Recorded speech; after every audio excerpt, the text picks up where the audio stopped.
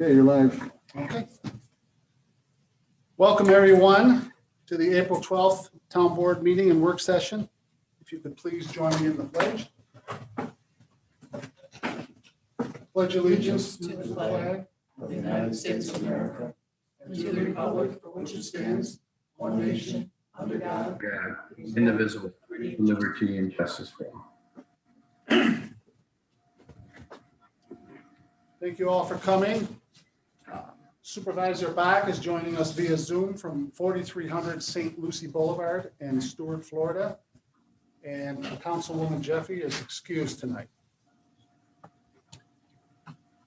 I got a text late here from Thomas Milligan about our first item on the work session from Samir, but he made it.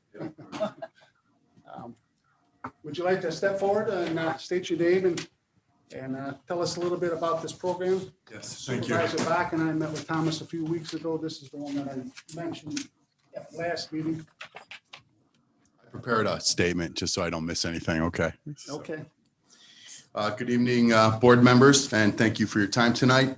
I'm Tom Milligan from Solar Farms, New York. Solar Farms, New York is a sales and marketing company for the Community Solar Network and solar farms developers in New York State. My job is to inform residents of New York State that are also NYSEG customers that they are entitled to a guaranteed discount off of their NYSEG bill of 5% or more for enrolling into our clean energy discount program. In 2017, New York State invested $1.6 billion of our tax dollars into renewable clean energy development, which meant upgrading our energy grid, substations, energy storage facilities, and incentives for alternative renewable energy, one being the solar farm community. Our solar farms generate local, clean, renewable, low-cost energy that is pushed to the power grid, NYSEG, as solar credits for our members. But it's still delivered and supplied to you by NYSEG or your chosen energy supplier. Solar Farms New York is part of NYSEG's Smart Energy Innovation category. They refer to us as a CDG host, which means a community distributed generation host. When you sign up with Solar Farms New York, our members earn solar credits that are converted into a CDG credit and reflected on your NYSEG bill, resulting in a guaranteed discount of 5% or more off of your usage. Our renewable energy discount program carries no fees, no costs, no charges, and has no contract. It's like a clean energy coupon that you can redeem over and over again without doing anything but signing up once. I'm offering membership tonight to everybody on the board, as well as anybody here that's a resident or a NYSEG customer. You don't have to be a resident. Anybody who's a NYSEG customer, as well as anybody qualifies as long as you're a resident and you carry a residential NYSEG bill. To enroll, simply call or text me at 716-604-5963 with page 3 of your NYSEG bill. Once I receive that, page 3, I'll review your rates with you, make sure they're in line with today's fair rates, make sure your usage is in line, and show you where your CDG credits will appear on your NYSEG bill. All new members receive a $50 gift card for enrolling, and we also offer a $50 Visa gift card for any member referral that signs up.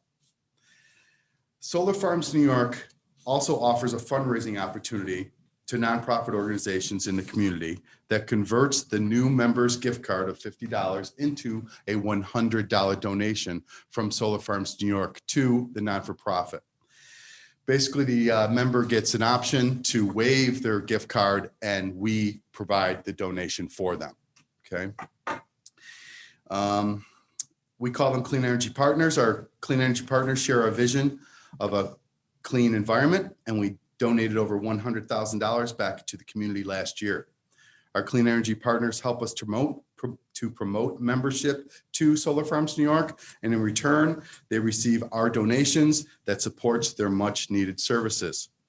Tonight, I'd like to extend an invitation to the town of Aurora to team up with me as a Solar Farms New York Clean Energy Partner and all the non-for-profits that you feel would like to join underneath the town category, such as an ambulance service or a senior center or whomever you'd like.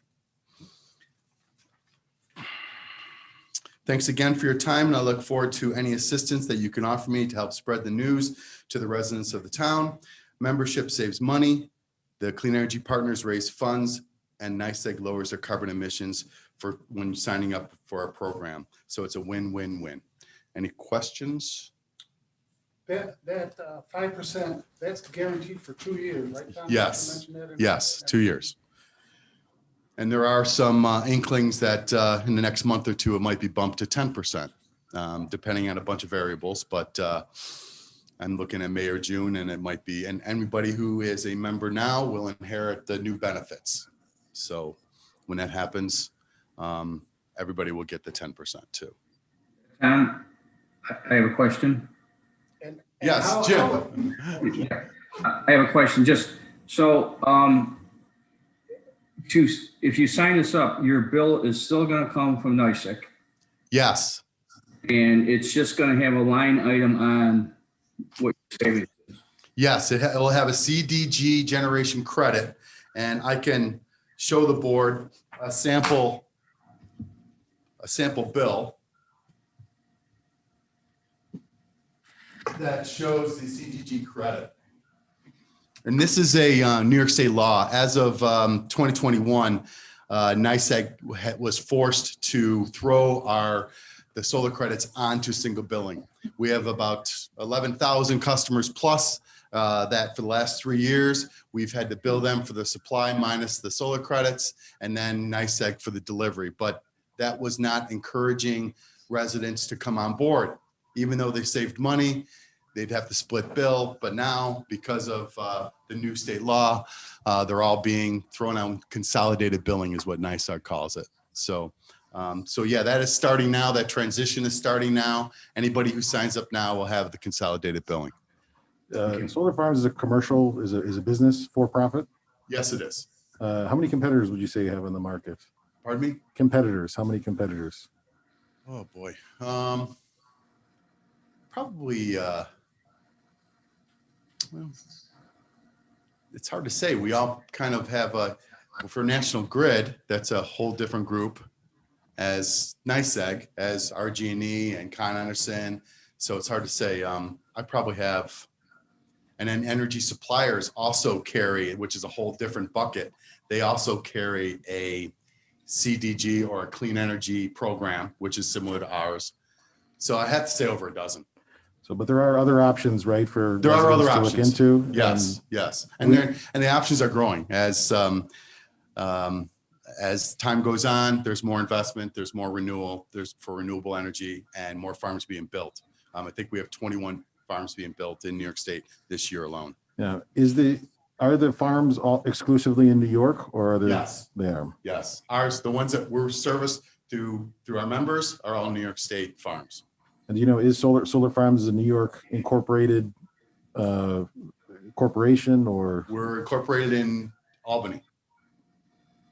Headquarters is in Connecticut, but we're there. Solar Farms New York, Solar Farms Massachusetts, Solar Farm Maine, Solar Farm New Jersey, Solar Farm Wisconsin.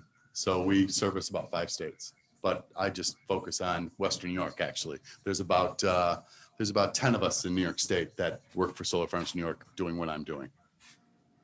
Thank you. Tom was the only one so far that has reached out to the town of Aurora that I know of. That's why I think Chuck and when I and Chuck met with him, we decided to bring this to our residents.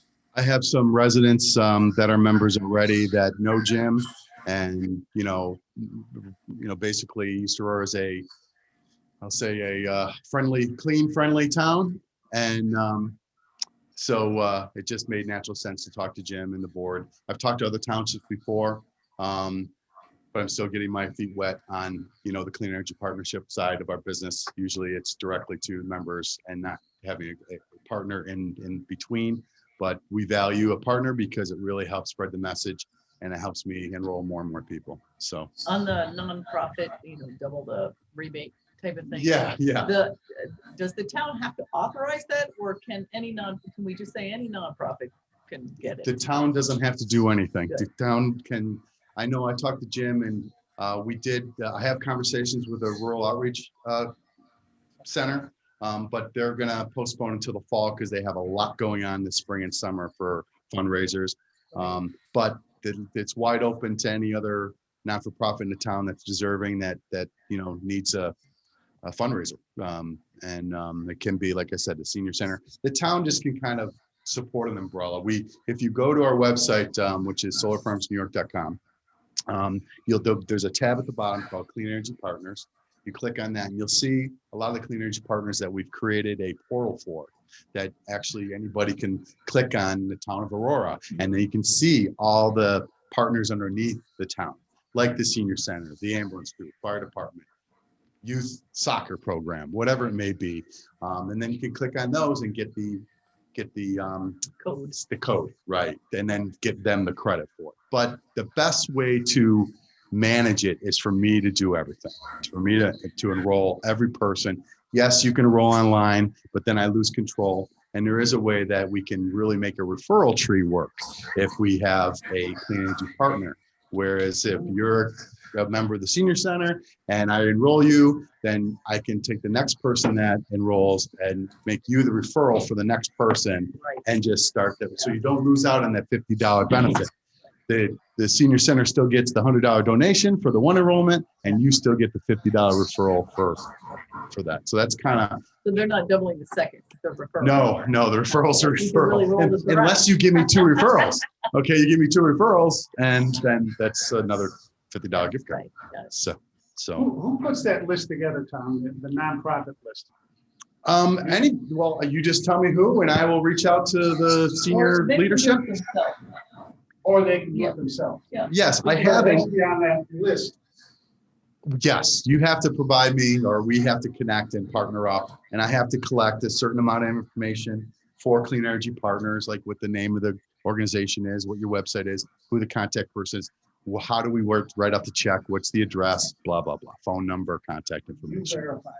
Yes, I collect that, and then I set it up with my team that, okay, now the Senior Center Aurora is now a Clean Energy Partner, because they also provide me with some sort of marketing strategy and how they're going to help us promote, whatever it may be. Invite me to a Zoom meeting, invite me to an event, however they want to do it, a email blast, a letter to all their members, a whatever they want, a luncheon, a breakfast, a beer bath, it doesn't matter. And then I just kind of go in and I, help them answer the questions and enroll them and monitor the donations and monitor the referrals and make it all happen. Okay. Sounds good. Just Any other questions? Yeah. Any questions, Jim? No, actually, I'm trying to sit here and think of a reason why not to do it. It costs you. You could benefit the community and also save 5%. So in my mind, you don't have to do it, but if you do it, there's a big benefit for our residents. So to me, it's a no-brainer.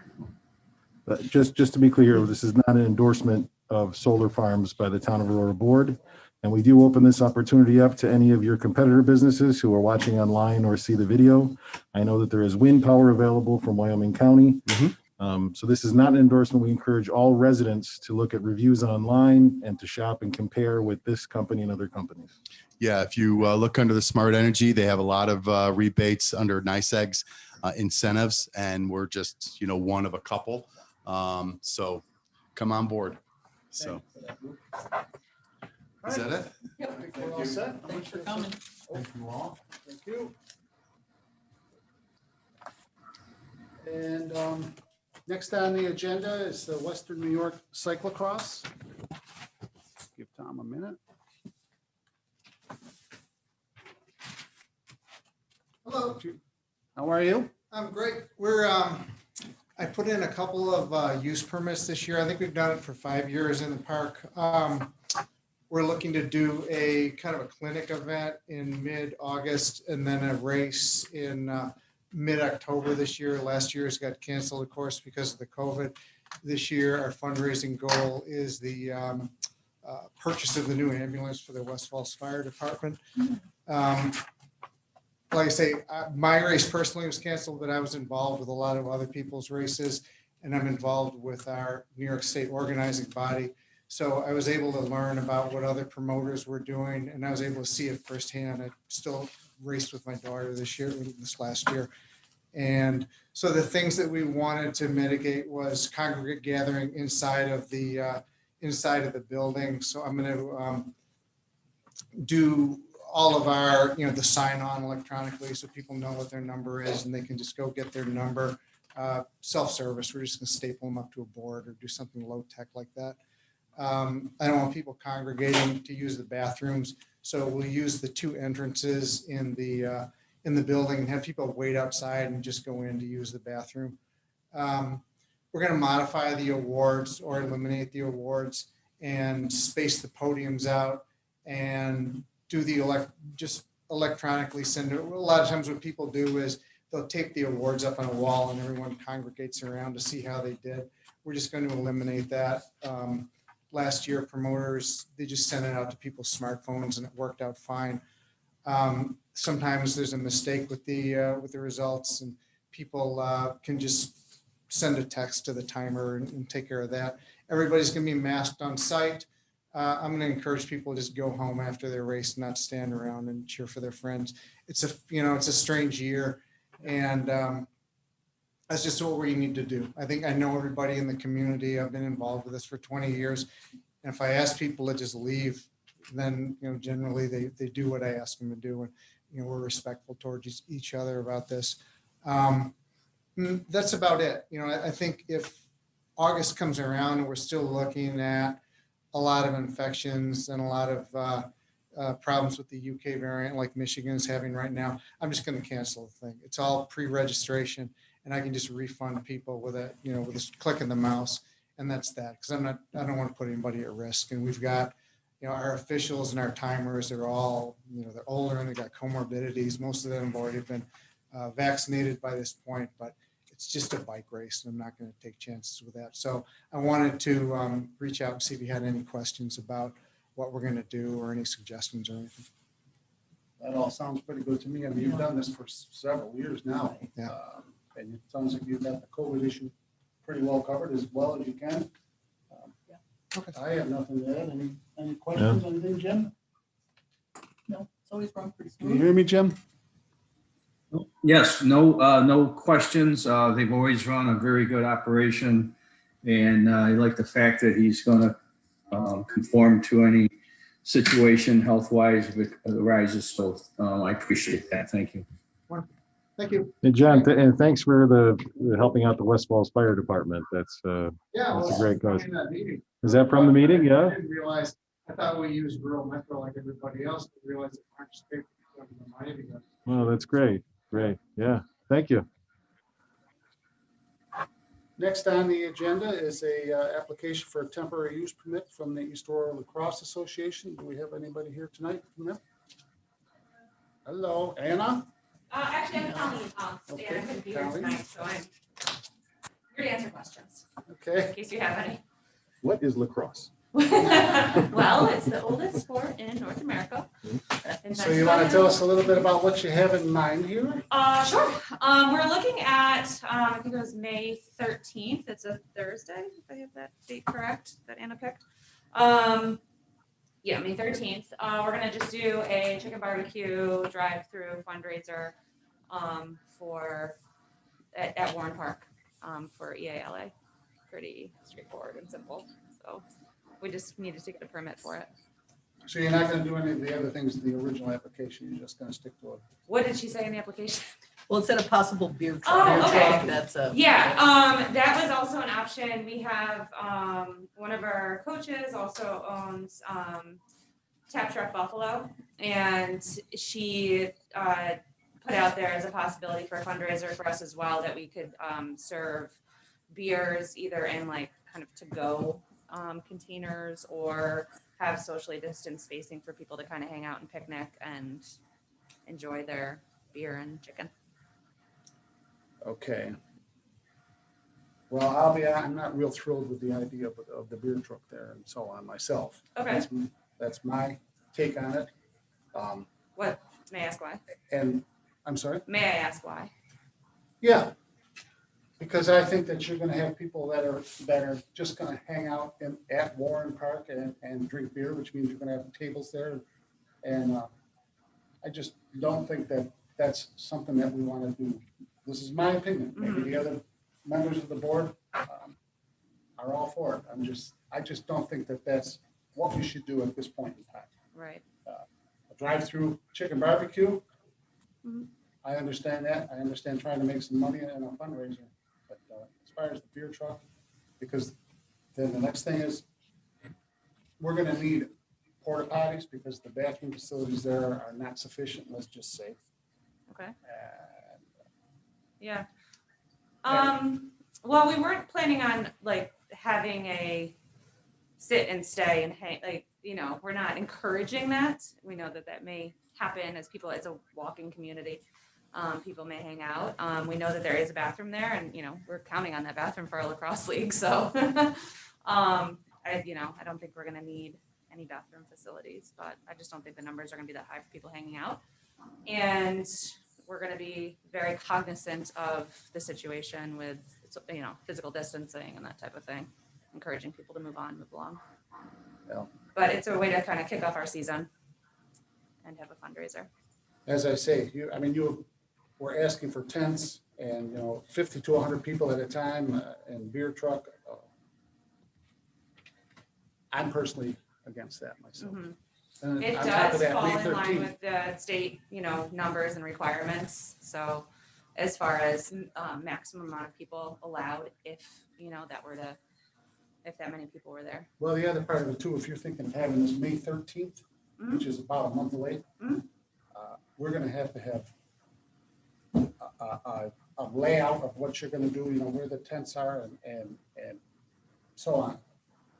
So I Okay. guess, in my opinion, if that's the way you wanna go, I think we'll just have to ask you for some more information on it. So the next step was you would need a layout of tents. Yeah, of tents and you're gonna have to have bathrooms, you're gonna have to have porta potties. Okay. But you're And just so if gonna we have- decide that it's only drive through, no hangout, don't stop, stay, hang out. Now, mind you, that is there's going to be lacrosse happening that day. So people are going to be there anyway.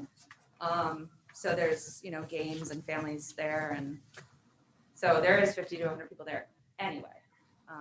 So whether or not they're having beer, eating chicken, they're going to be there. So I think you'll have the layout, right, to get the temporary license to put like a beer section. Sure. Which, like, I think to get the temporary permit, which you have to do, at Right. least based on past experience. Does the beer truck have the permit? They do get that. Yeah, that is kind They of get in that. there. They're technically But I think ones that for get the it, but liquor we're sort authority, of just making sure we're doing everything right and covering our bases. yeah, for the liquor authority, I think you do have to put a plan, like to section off a part for alcohol sales, only a certain part. I don't have any problem with the beer as long as it's done right. And so if there is like a map plan with the social distancing and who and how many, and you can limit the people in that beer section. And as long as they don't take beers out of that section, which is going to be another requirement the liquor authority has, then I think it's, kind of relying on the Lacrosse Association to be responsible for that. But just to have, like Chuck said, that plan with the map and the restrictions that you'll put in. Okay. That's where I'm at. Yeah, I think it's gonna be a tough nut for the liquor authority, just Yeah. knowing what we've done at the rink and how much we have to fence off and ID and extra people. And when you have Yeah. a wide open area like that, you don't really have control over everybody, and that's a problem for them. But I don't know if the truck makes it any different. I don't know how that works. I'm just thinking more, but go ahead, Jim. I have a bit of a concern in that neighborhood only because, one of the reasons, that the park hasn't really been utilized as much as it's going to be utilized. And I think to start out with a beer truck, I don't know how the neighbors are going to take that. I would be concerned if I was Lacrosse, you're going in there wanting to make good friends and neighbors. I don't know if that'd be the best way to do that. And the other concern is I'm not too sure the town, do we do that with any other of the parks? Do we allow sale of beers in any of our other parks? Because I don't remember doing that ever. No, we don't. So that would be those two concerns. The biggest one is for the lacrosse league itself. I don't think you want to come in making any enemies. You're going to be bringing this is kind of new to that park. If things, I just don't know if the neighbors are going to enjoy that. So that would be a concern of mine, and also the fact that it's the town opening itself up, and have we ever done it before? And are we setting precedent? Yeah, we're not we're not totally tied to that. That's not a make or break for anything. The beer truck, it was, like I said, one of our coaches, it's her company, and she offered it to us, and we thought it'd be a great, kind of kick off to the season. But I think a lot of what you're saying, Jim, makes sense. And we're happy. A different venue, maybe a different venue to have that, but not in that park. Yeah, I mean, that's something you can think about. We wanted to sort of make use of Warren Park and, build some excitement around that with our lacrosse families, just to, make it, spring day, first week of lacrosse. But the chicken barbecue by itself would be fine. So Like, do we we're not have a, just for clarification, do we have a rule against beer in a park, or is that just not something we have done? It's in the town code. So the town code says specifically no sale of alcoholic beverages? No consumption of it. I don't believe it addresses sale, but it's no consumption. So for instance, West Falls Park. Yeah. The softball players there come for a permit every year just for personal consumption after a game. It's funny, that's what the first people I thought about as well were the softball at West Right, Falls. correct. But we've never permitted the sale of alcohol in any of the parks. Just personal consumption. If someone's going to have a picnic and they want to bring beer in, then we give them a permit for that for the day, for a specific date and time. I just don't think you want to wear out your welcome down there, in my opinion. I think it makes sense. do baby steps and see how it goes. And you might be asking for a lot for down there to start up, just to kick it off. So that's just my opinion, and Yeah. I want you to succeed. That's as fast as just the chicken barbecue. It's fine.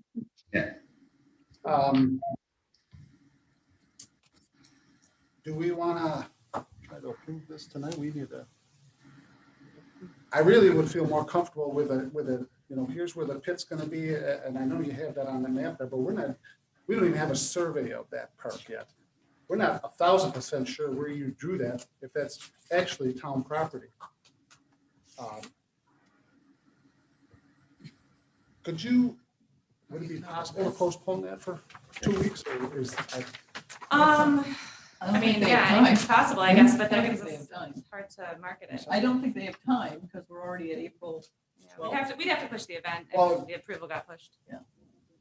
And it was just kind of a. Are you comfortable modifying this to pass this? I guess if you're concerned about where the pits are going to be, where they're going to be cooking it, could we do it contingent upon,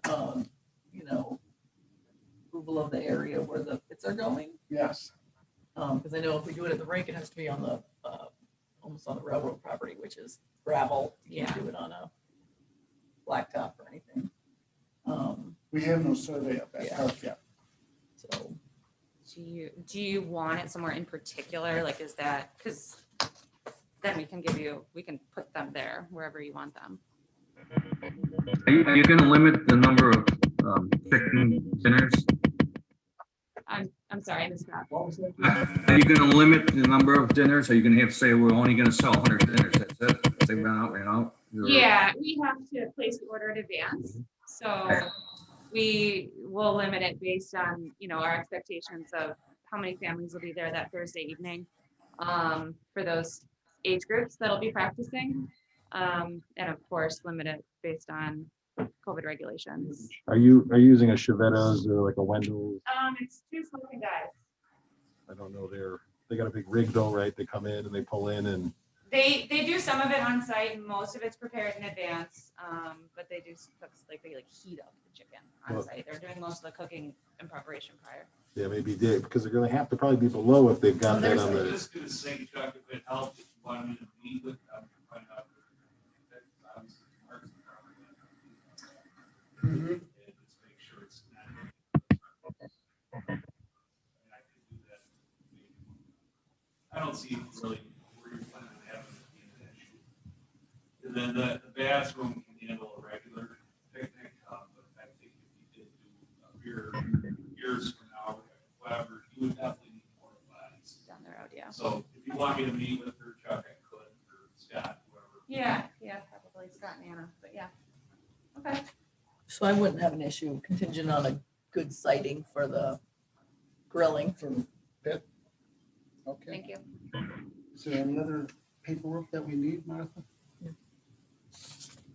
All right, then we'll put this on the agenda to pass it, pass the special use permit for just the barbecue. That's fine. And I we'll go with No, I that. appreciate it. And then also, On the next item too. Don't go anywhere. You're up again. yeah. Then we have part B. Dave, I might need your help on this one too.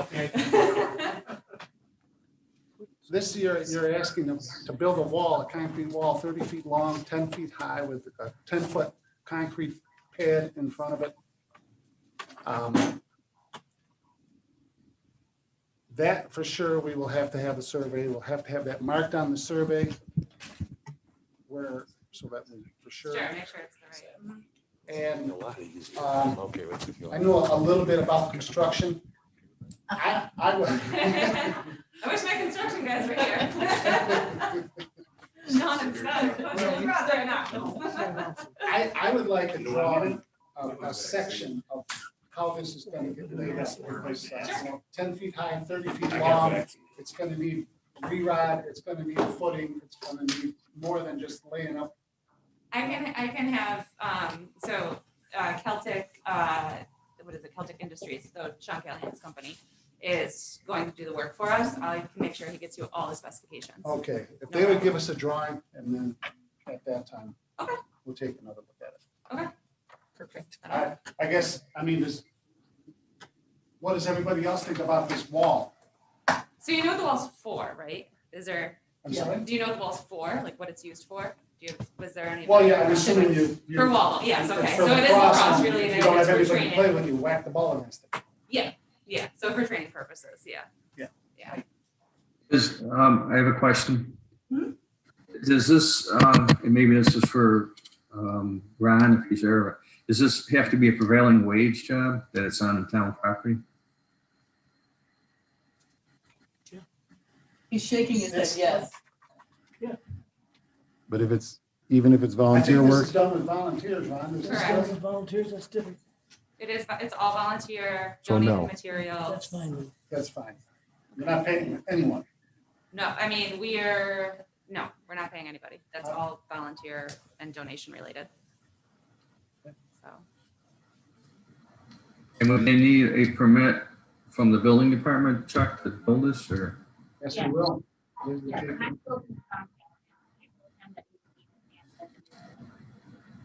Good. Awesome. You take it.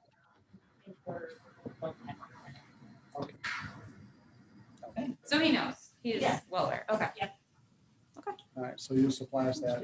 And then Are you sure I'm okay? Sure. we'll go from there. Okay. I had my For me? meds. Okay. I had my And shot. then I think the next thing was the sign. Sue, any thoughts, any questions? Must be easier so I can take my mask off. A sign. We need a drawing of the sign. Like And the a- size. Okay, so you need a visual rendering of the sign as well. Yep, and sizes and whatever. Sure. Okay. Easy enough. Colleen, I missed that. When are you doing the wall if you get the permit? I didn't catch what time of year. We can start it as soon as we get approval to.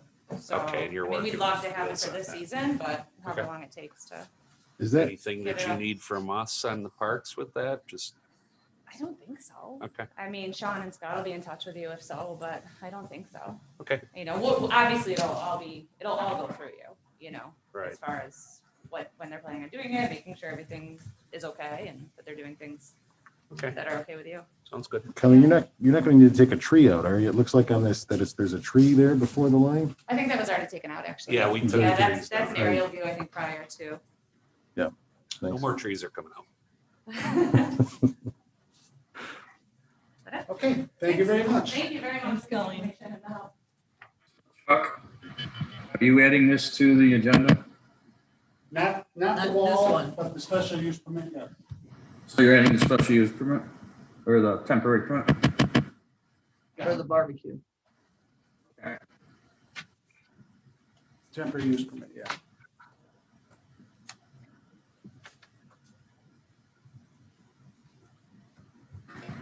Okay. Next, we have an ODA request from Keith Marquis. Is he here tonight? Marquis, close. Why don't you step forward and just tell us a little bit about what you've got in mind and about the project and the lot and so on. Yes, how's everybody doing tonight? Good, thanks. Good. Basically, what we have there is on Boys Road, just south of Shopper on the west side of Boys Road. We had a parcel broken off from a major parcel, from a main parcel. Our parcel is roughly 6.75 acres. With that, we're looking at roughly a 7 to 720 foot setback for a new residence. A residence that'll be roughly 18, somewhere between 1,800 and 2,000 square feet. We haven't quite nailed that down totally. What we did was we worked with what the town of Aurora was requesting, specifically with your fire apparatus and so forth. Everything as far as the turnouts, turnarounds. Up at the house, we're still kind of feeling our way around a little bit with respect to how we're going to lay out the actual, if we're going to have a cul-de-sac type situation or an actual turnaround for the house, but we're keeping it within that 750 foot distance that the town requires. So we have a total of, I believe, 3 turnouts, and our at the entrance and at the turnarounds, we have 28 foot radius is marked for that. We have talked with Erie County Highway Department. They have okayed us for permitting, and as far as a road work permit, roughly about 30 to 40 feet of 12-inch HDPE pipe, and give them roughly about 12 inches of cover. And there's a space from where we're going to be ending as far as culvert pipe to a crossover across to the east side of Boys Road, and they just asked us if we could clean out that ditch a little bit. So that's basically in a nutshell what we're doing. I don't know if anybody's familiar with that part of with that area or that particular parcel. It's kind of it's a gradual hill up. In our comments and so forth, we talked about right now that there's a 10% max for entryway for any fire apparatus. We may have to request a variance. We haven't done a topo survey yet on that entire parcel. We've got some of it, but it may, I don't know how lenient the board is or the planning board with respect to something like that, or how lenient the fire department is in relation to those kind of things. So it's something that, may come down the pike at some point in time once we keep moving this along. I'm sure that leniency will depend on how close it is. I mean, Yeah, if yeah, you're talking absolutely. a degree or two, Yeah, I can't speak for the planning board, but I doubt that'll be a huge issue. right. If we're talking a 25-degree No, pitch. it's not 20, no. Yeah. No, we deal with, I do road work all the time for the city of Buffalo, town Amherst. So we're very familiar with the requirements as set forth. Right. And the pond, so you don't have to have sprinklers and. Pond so they is, can roll. some of the things we thought about with the pond, that could be a future pond we're kind of looking at. Kind of right past the DEC. We're thinking of putting a dry hydrant in there potentially, which would be kind of make a lot of sense. If we're gonna put a pond in there, put a dry hydrant, makes it so much easier, again, for fire protection. But yeah, we're probably looking at maybe a third of an acre to a half an acre pond. Nothing more than that, I wouldn't anticipate. So. Okay. Well, our normal process is we send this to the planning board for their review. And they meet the first Wednesday of every month. Okay. So we will shoot this over to them, and I'm sure, you know, you'll be on the agenda for that Wednesday. Perfect. And we'll go from there. No questions? Anybody have any questions? No, thank you. Oh, good. Okay, thank you. It's good? We're good. All right. Thank you.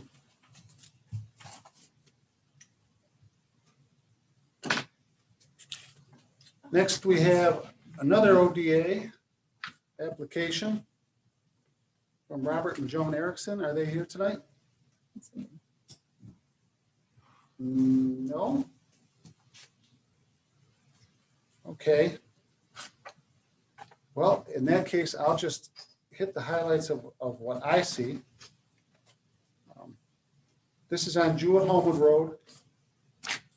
And I gotta be honest with you, the map is so small, I can't read any of the dimensions. It is small. So I'll just read the quick letter here.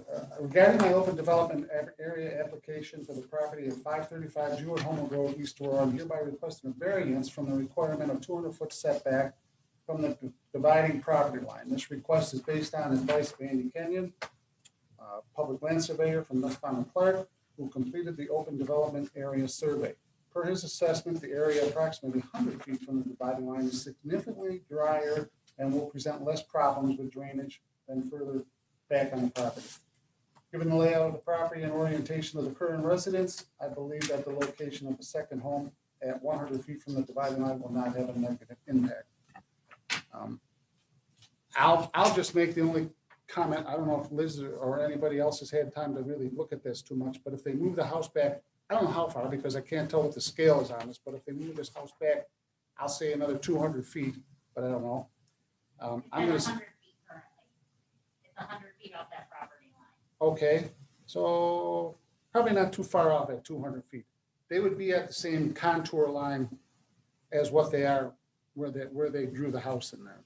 But, I so, think they're trying to avoid the swale that's back there. well, is it a deep swale? I mean, it doesn't look too severe. But anyway, we'll pass this on to the planning board unless anyone else has any comments or questions, and we'll see what they recommend to us. Have you met with Robert and Joan, Liz? No, Andy Kenyon came into the office with a preliminary map, so that we could, so that he could confirm the new, the 2017 ODA code, which was different than the last time they did a flood.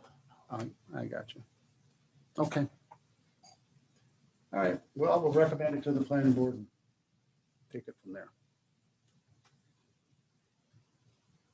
Next, we have a special use application for Gary Delaney.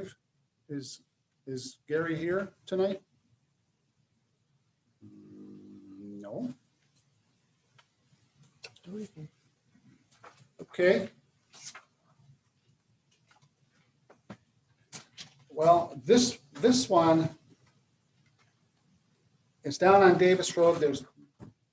There's already a block building there on the site.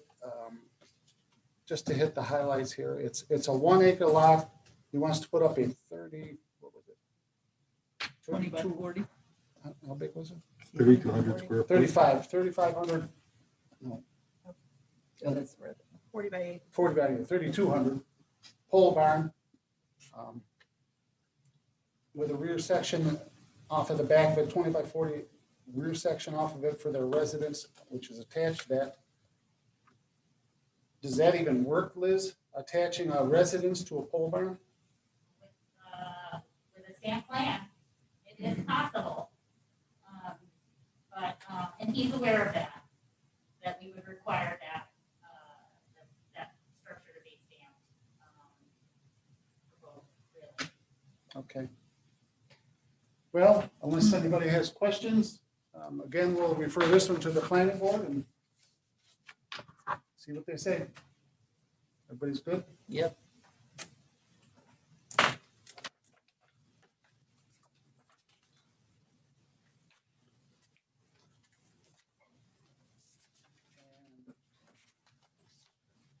Next, we have a request for a speed study.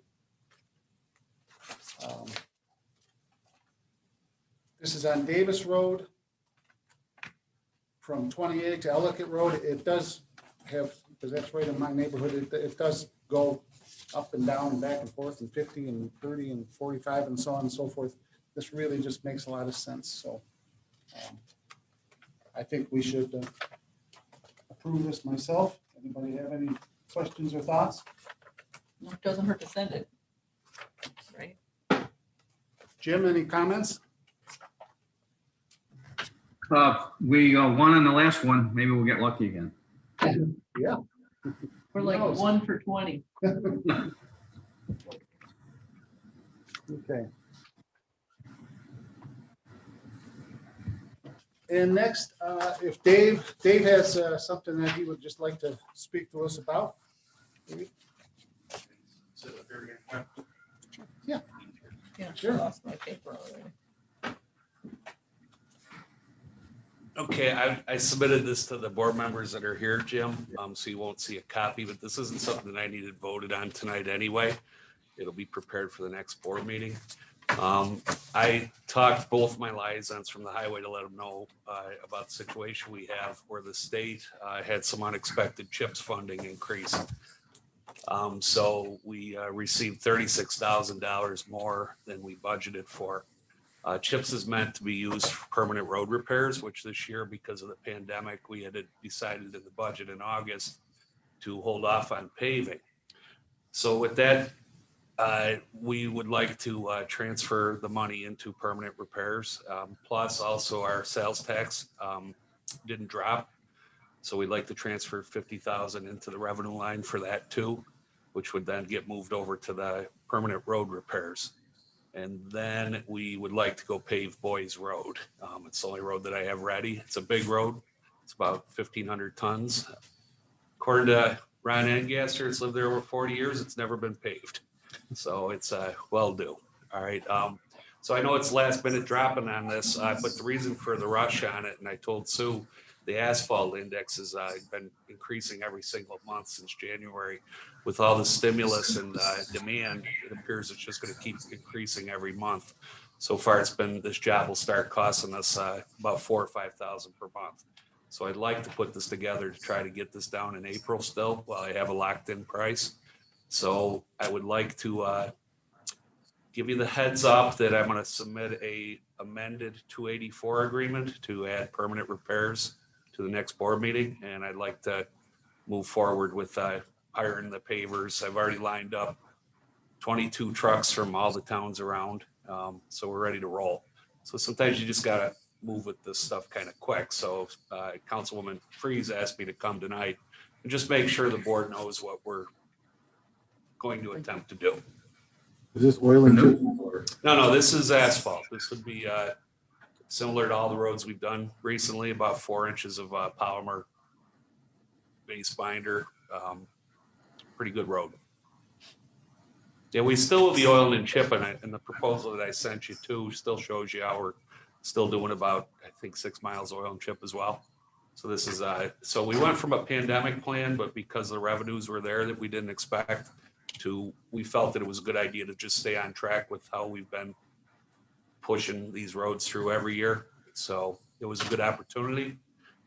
I think it's the right call, so that's why I wanted to bring it to the board. Usually we don't change budgets once they're in place, but because of the circumstances, there was so many unknowns back in August when we put it together that I think it would be smart to just stay on track how we were going.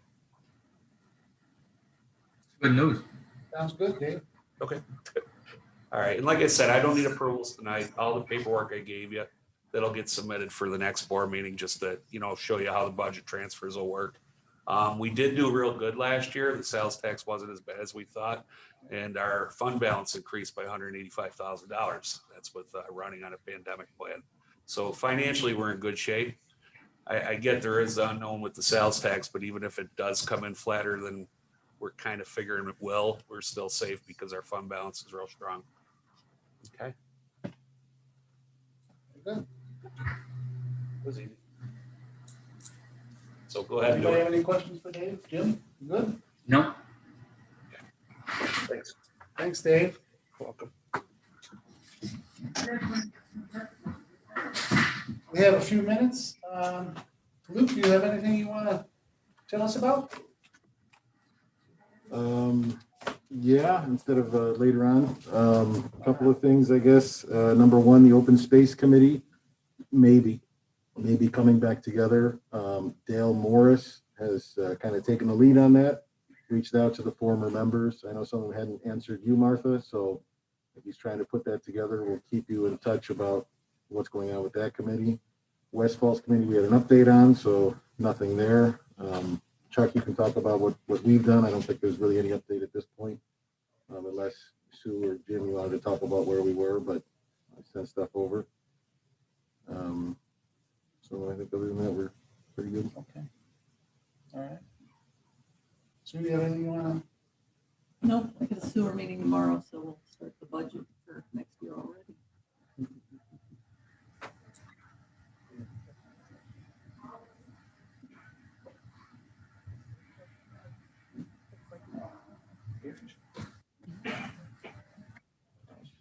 Because we have our public hearing scheduled at set times, which is 7 o'clock is the first one, isn't it? Which the first one's at 7 o'clock, which is only 9 minutes away. If we could just take a short break here, that would be great, and we'll start back up at a few minutes before 7.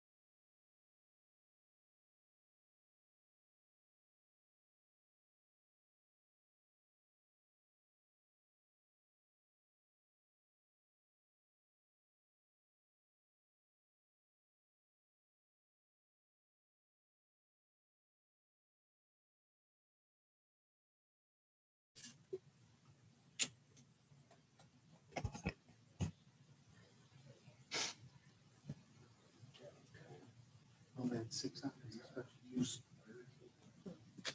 Temporary. It was you. You go to the same place. We're on the- we're down far. Way in the bottom. No, no, no. That's like in It's between. just that it's like 75 all the way down. That goes across the line. Okay, it's 7 o'clock. I'll call this meeting back to order.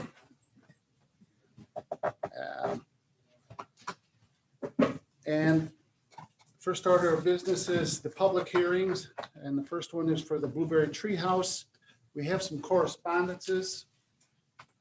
If you guys could come forward and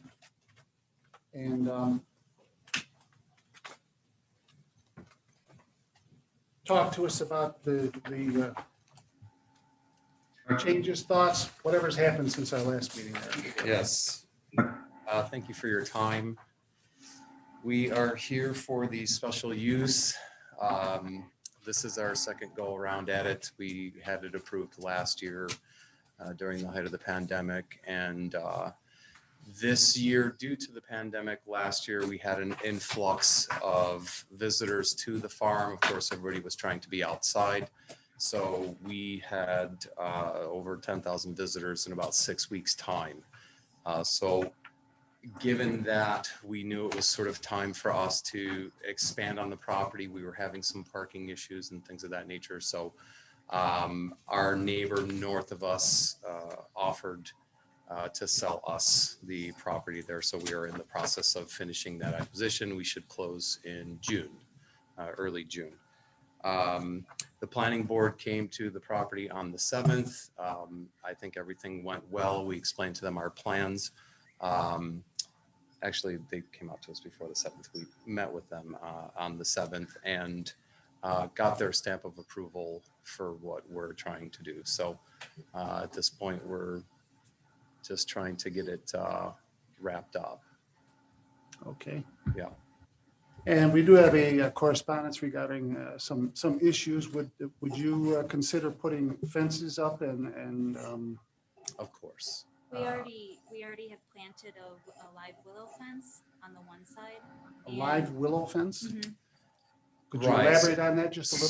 So these are what they call willow whips. They are a very fast growing tree, if you will, slash bush. These can be trained. A lot of artists use them for various live willow structures. You can do live fences and weave the material together. And over time with training and hedge trimming, you can build essentially a green wall. So that is what we are trying to do around, I would say 85% of the perimeter on the front portion of the property that borders neighbors. We have planted willow in hopes that in a couple years time from now, we'll have a green fence that can grow upwards of 20 feet tall. It's nice looking. I will maintain it.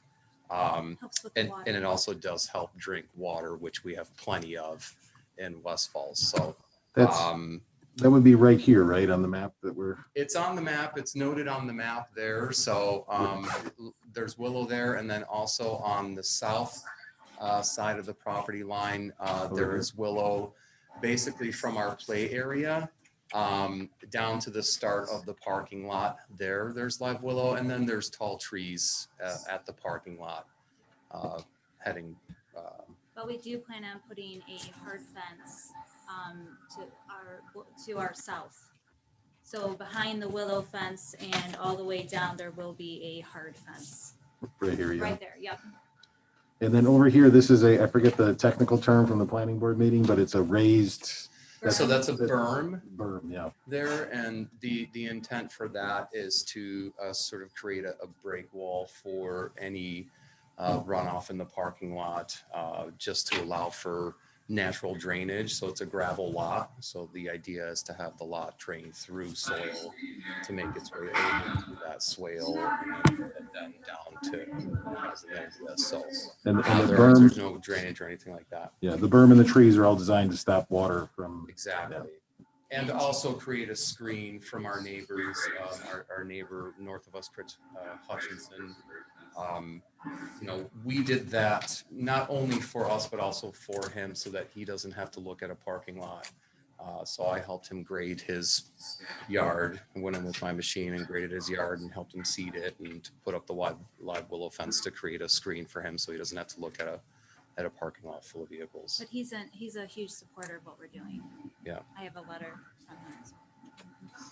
That's Chris Hutchinson. Right, and then on the south side is the Fabiano. Yes. On the it's south Mr. is- Fabiano, who he doesn't actually reside there. He owns the property and rents the house out. He lives down the road south of us, miles down the road. He just has a camper out there. He camps out there sometimes and has his parties. Right. But that's the side that you have the willow fencing, and then you're gonna put a hard fence. Yes. Yes, and from what I'm gathering, you guys have all received the letter. I mean, that's the main thing he's taking umbrage with, is that he's wants to prevent people from stepping onto his property, which I have no problem with. We have had a good relationship with him We have a letter since he's from purchased him that property. last year signing an approval of what we're doing. He's at all our events. We have multiple photos of him hanging out at every Thursday I think event. even in his letter, he said he's not opposed to what you're doing, he just wants something. No, he's not. I just think there were some things that went down that, he wasn't happy with, and He thought we were trying to rezone his property to prevent Dollar General from purchasing it last right. year. So allegedly, Someone on a town official told him this information, and it's not true. He won't tell us who. he claims somebody high up in the town told him that we were spearheading a rezoning of his property so that he could not make a deal with Dollar General. Wish I would Nothing- if I could, but I didn't. But nothing could be further from the truth. I'm not trying to break anybody's deals. That's what we actually said. Rico in the text message said, how does one even go about rezoning another person's property? That's where it started, and then the nasty messages. Rico ended up having to block him because it just was going on and on. He requested we take our sign off of his corner of our sign was on his property, which has been for many years. It was 10 o'clock at night. He was sending these messages. 5:30 in the morning, we are up taking the sign down immediately. We are trying to just keep our heads down, keep working. Sure, I don't want any problems No. with him. He seems unpredictable at times, I would say. So I just think it's best to just He has come keep him over at bay. So every time we have a music event. He is at our property, drinking and having a great time. Right. We have pictures of him there every time. I think the only other issue I wanted to question was the stage. Is the stage, Liz, in a spot that's, the right distance? Is that considered a structure? What is that considered? Well, it's a temporary structure. It's on a platform. And it was up prior to the special permit last year. And no objections were raised to it at that point in time, so we just really let it be. Looking at it now, it's really about the only place that they can put that and still have a gathering space in front of it. And it did get damaged this past winter. We are in the process of fixing it. We've been pretty busy, but we'll get there. But it will be fixed. We have a dance studio out of East Aurora who rented it for the weekend for a dance recital in May, so it will be fixed. Okay. And The question was really more of does it have to be a certain number of feet off the line from a code perspective? I if didn't it know the does, answer. we will move it if that's what he wants. Yeah, I mean, if there is it would be an accessory structure and it would be 10 feet minimum of the property line. So Can't really calculate it. it's 9.5 now. Right. I can move it 6 inches if it's going to please. Okay. And there him. was more coverage. He just cleared a lot of trees and then sent that picture. Just, There was about 20 to 25 feet of woods behind it this spring. I mean, last week he cut all the trees down, so it's exposed now. We were talking about possibly planting more willow behind the stage, to help block. Because Yeah, it is more that's exposed. probably a good idea. We're trying to do whatever we can to just keep going. I just want to mention that I don't think I officially open this public hearing at 7 o'clock, but Oh, sorry. I'm officially We're gonna opening this public hearing at 7 o'clock. retroactively. And one other thing, you mentioned you have a hard fence behind this willow. And what is it? Is it, I mean, is it split rail? Is it a picket fence? Is The fence is going to be just a vertical slat, butted together. Relatively tight. 7 foot tall, yeah, 7 butt tight, 6x6 posts, because I build things big to last. So, and that will pretty much run, I mean, I don't want to run it all the way down to the road because my guys and people coming in and out of that smaller drive still need to be able to see to get out. So I may keep it, 10 feet or so off of the sight line so my guys can pull out without getting into an accident. But beyond that, running that all the way down pretty much to the end of the parking lot where his property ends. And then I would have to speak with my neighbors who own the property that runs behind Chris that he's complaining about seeing the stage, and ask them if they would mind if I put a section of fence there as well. So. And as far as that canopy up on the stage, is that something that is relatively easy to put up and take down, or not really? Not just the canvas, or It's no, shrink wrap. it's shrink wrap. So it's a steel tubing geodesic dome, and we basically put a shrink wrap over it, something that you would see on a boat when they close a boat out for the season. Yeah. So that's what covered the structure, and it did fine for several years. It was when we but got that really heavy. we had 3 feet of snow in an evening, and that was it. So now on the rebuild, what we intend to do is reinforce it with additional bent steel tubing, larger 1.5 inch, schedule 40 tubing, bent and welded to just reinforce the frame. And then we'll recover it with a shrink wrap. And are you gonna make the shrink wrap white again? that was the intent. I think they only have it in 2 colors, white and blue. So I think that's the. aside that's from the- choosing another, I mean, That's we the did issue, it. is he sees that, I mean, he can't see the state. Can't really see the state, but I'm sure he sees the white dome, Sure. up on the top there. Um, And that's probably, 10 feet over the top of the deck, over the top of the stage? Or The- more? The dome itself? Yeah. The dome is approximately 14.5 feet. High. Yes. At the front end of it. It At the high slopes point. towards the back. High point. Yeah. So, I mean, we can look into another material, but The we insurance do denied things it, on so- shoestring budgets. We're very clever and creative people. So when the material shows up, we say, this will work. This guy's giving it to us for free. Some boat guy who had it left over, it wasn't going to fit one of his boats, so he gave it to us. And it works, so this time around, we're going to have to buy something unless we get lucky again. But How I guess- far would you say it is from the house or Mr. Christian's or this person's backyard to that stage? Roughly. Um, Look on the map. yeah, I mean, The it's house is no, right by the road. It's like within, 5 feet, the house is from the road. From the The- sidewalk, at least. the house that he has rented out is probably, if maybe 10 feet off the road, Yeah. maybe. So right the there, house is yeah. on the front end. But his camper where he hangs out is all the way in the back where our stage, like right where the woods were Right. for the stage. But again, he doesn't live there. I actually just met the people who are renting it today and they're very excited about coming over blueberry picking. And his previous tenants were also, she had multiple kids and was there all the time. So, and he never had a problem with it. Like I said, he was always enjoying the music on the stage at our facility. So this is where the house is up here. Yep. And is this the property line for him? I think that I'm not sure. yeah, I think that would be an indication of the property line there. Yes. So the farthest back you could go would even be about here with a camper?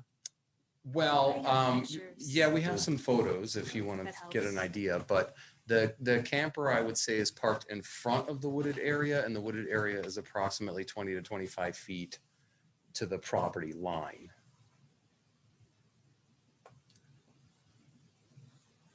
So just so I'm clear, the hard fence, the willow fence is gonna take years to fill in reality, right?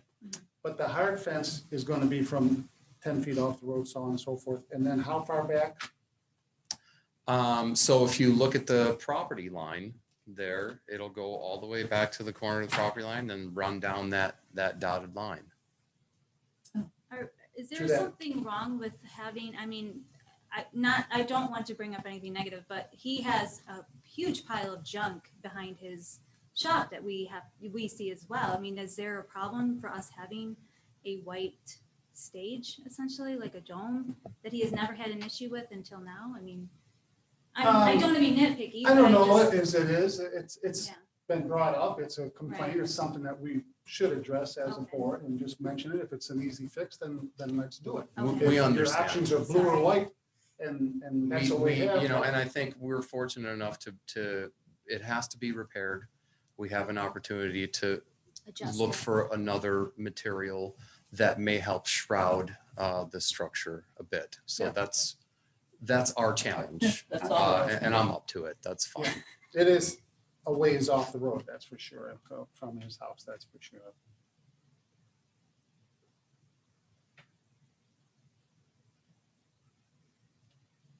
Okay. And I mean, the few other little things like filling in the holes and raking out the stones, you'll take care of Those- that. Yes, of course. I mean, truth be told, we just try and keep our distance, and he's there a lot. He's often said things to us in passing, so we just try and avoid him as much as possible. So It's hard to work over there when he's over there all the I'd time. do it if I didn't think he was going to say something to me when I saw him. And no, that Yeah. pile of stones, 75% of that is actually our property. So, and he asked us to move the snow farther back from the road because he thought it was a hazard. So Rico moved it back. This is when we had all of that snow. There's only so many places you can move it. So we moved it back there, and we haven't gotten to spring cleanup yet, but every year we clean up all the whole area. We rake everything in. And those holes, we took the sign down. We had a hard time because there's a tree there and grasses, and we didn't want to move those yet. We didn't have anywhere to put them, and they would die. And we also, that was the same weekend, we rented a machine, and you only have so many hours on a machine, so we just didn't get to it. And then he put up stakes It's and not tape it's and- not as a way to be vindictive or anything like that. You know, we really Just just busy. want to try and keep the peace. We're very busy people. But we will definitely get to all of it. Okay.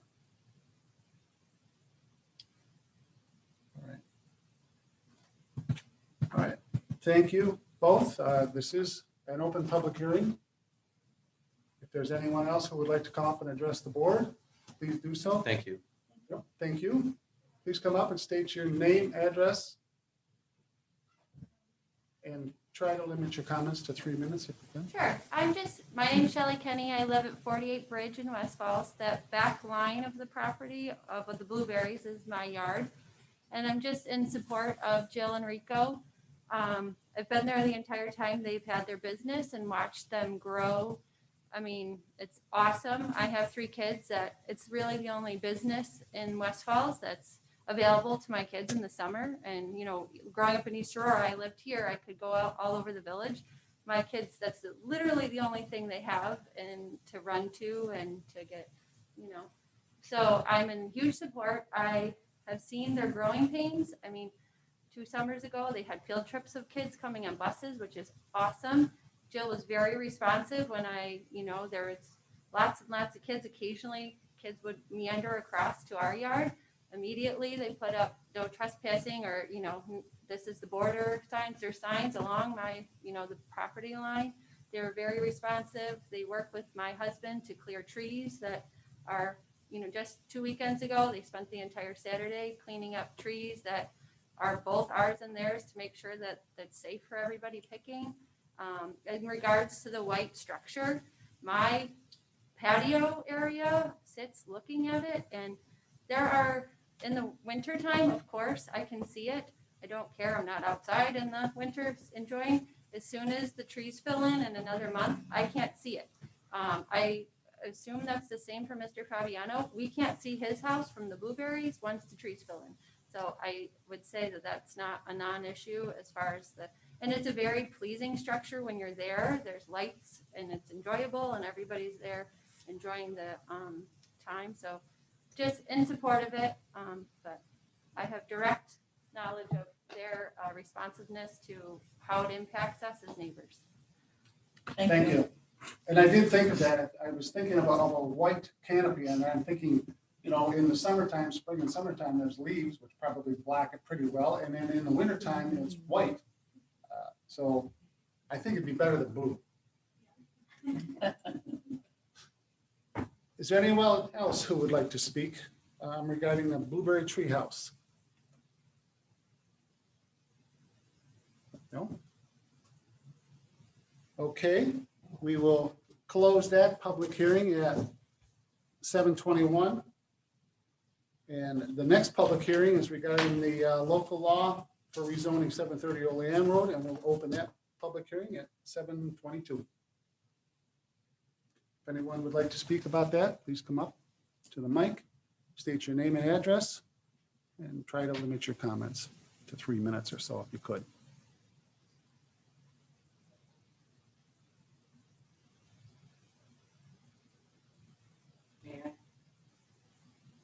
May I take my name? Yes. My name is Donna Jaworski. I live at 766 Olean Road. I'd like to start by saying thank you to everybody. I know you put a lot of time into this and it's very much appreciated. I would like to apologize to Dr. Cerny. Is he here? He's incurred much of our wrath. However, the Code Blue is supposed to be closed, but there's people there every night. That's my big deal. Okay, to my knowledge, the Code Blue will close at the end of. Okay. We will not be providing the blue at 765 going forward. There has never. Could you step up and give us your name, please? Yes. Yep. Do you want a microphone? I'll give you. My name is Camille Arth, and I am the Director of Care Coordination Services at The Rock, and I also manage our Code Blue program. So due to COVID, we have been functioning on a 24/7 basis, but under our state contract, we are mandated to provide warming services, both daytime and nighttime, because you can become hypothermic both in the day and the night. I have a couple pictures on my phone. Yeah. Yeah. Can you explain those? Explain why you're taking pictures of our No. Why the people are there when it's not freezing? So there's a pandemic right now. So we've decided that instead of sending vulnerable individuals into the community during a global pandemic and then bring them back into a congregate living setting, it made sense, and because we had the funding to do so, to have individuals remain there. But they're still there now, even when Code Blue is supposed to be closed with the weather. That's part of the exception. That's an issue. Yeah. That's a truth issue. So it ends in a little over 15 days. It's supposed to end the end of. It does not. It ends April 30th. I don't know where the information is that you're getting it from, but Code Blue services are November 15th through the end of April. And Code Blue is not going to happen next year, as I understand it. It is not going to occur next year at 765 or 730 Olean. Right, you're going to find another. So it's location. really, it's a non-issue going forward. We're going to collaborate with different partners and look to go somewhere else. Yeah. But it's an issue now, and it's a trust issue within the community. Can you understand that? Well, I've been open and receptive to the feedback Yeah, from. please address the board when you ask these questions. I'm sorry. Go ahead and you can respond and then Yeah. I'll respond. So we have sent out letters to the community because we did have one incident last year that we wanted to make the community aware of. So we did send out a letter. The only person that did respond was Crystal. And we have tried to have open dialogue with Crystal, and I think Crystal's been respectful of the dialogue. And she was informed that Crystal was informed that that we were not going to continue Code Blue services because we did have a dialogue with her. Yes. And through this process, we will be issuing a special use permit, provided everybody's okay with everything here. And if they violate that special use permit, because it's reviewed annually, they can be revoked and, it could frankly end the whole program. Then how do you police that? If you call us and you tell us and then have some proof that they're doing a Code Blue next winter, we will enforce that. And you will know if we are. I mean, it's obvious. We have a lot of vulnerable people there, so there is a presence of like AMR is there because we do have several individuals with severe medical conditions. We have someone there that's undergoing chemotherapy and has stage 4 cancer. So in the middle of a pandemic in a shelter. So these are the kind of people that we service. Mrs. Jaworski, the question we have here for today is a change of the zoning. And this is not any part of that change. I understand that, but I'm trying to tell you it's a trust issue in the community. Is there anything specific to the zoning changes that are on the agenda for today that you take issue with? Not that I'm aware of. I don't really know what they want to do. So I think if you look at these, section 3 up on the PowerPoint would be the assembly hall, accessory uses, and then some restrictive covenants. But what I can tell you is that Code Blue as a program is not a part of the approval for today. So that is not something the board is looking at to approve right now. Yeah. And our decision here will be moving forward on that basis. So I understand that. It was just I wanted to bring up the trust issue. We didn't know what was going on. Yep. I feel that they're trying to get things underneath the rail. No, yeah, and thank you for bringing this forward and being online before this as well. And we get it, which is why we're trying to put it in the tightest zoning that we can put it in with the restrictions that we have in the special use permit. So we're trying to keep it tight as well. Thank you. Yeah, and I would encourage you to continue to participate as this process moves forward. Thank you. And all of those restrictions are coming, and as I say, that was part of what we were told, was that Code Blue will no longer be. Well, I just didn't want you to think we were being. Oh, no, we nasty. understand. No. We understand.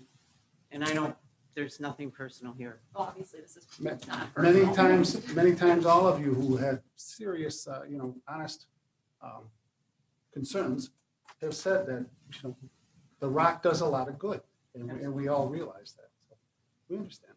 Okay. Thank you. Is there anyone else who would like to speak? Please step up and give us your name.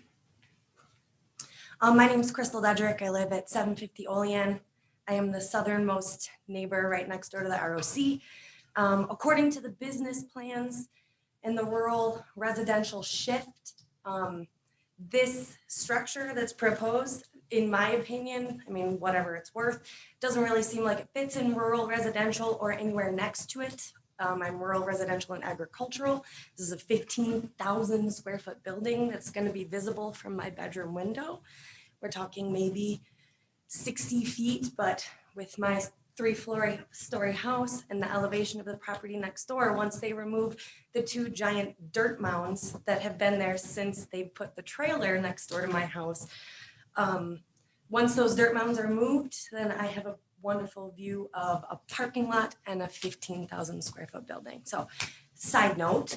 In addition, I had a question for Camille, if I could. Are the same folks that go to the Code Blue, are some of those folks also receiving services there? I think. If that's okay, I guess I should ask the You board that should ask the question. board and and then- then we can ask. I'm wondering, board, if the same folks who receive services via Code Blue are receiving services from the ROC during the day with all of the other programs that they're running. I'm sure they are. Go ahead. Yeah, so Camille. I don't think this is on. I can talk loud. We just have someone online as well, so if you can, it goes into the online system, so the microphone goes, yeah. Okay, Okay, it is on. All right. So yes, we do provide care coordination to homeless individuals. Yes. All right, so then with that answer, I just also would like to state that, I mean, Camille said it herself once when we spoke in private, that she would have concerns living next door to this. If those same folks are attending on a daily basis at the numbers that were provided, I think in the sheet that you gave, Sue, we're talking 75 plus individuals that will be next door to my home who do bring a presence. So with that being said, please consider this, that's 75 people on a daily basis next door to my house who bring a presence. Right, and so that's another concern. And I also have concerns about the assembly hall. I know there was some talk about weddings and receptions and things of that nature being held there.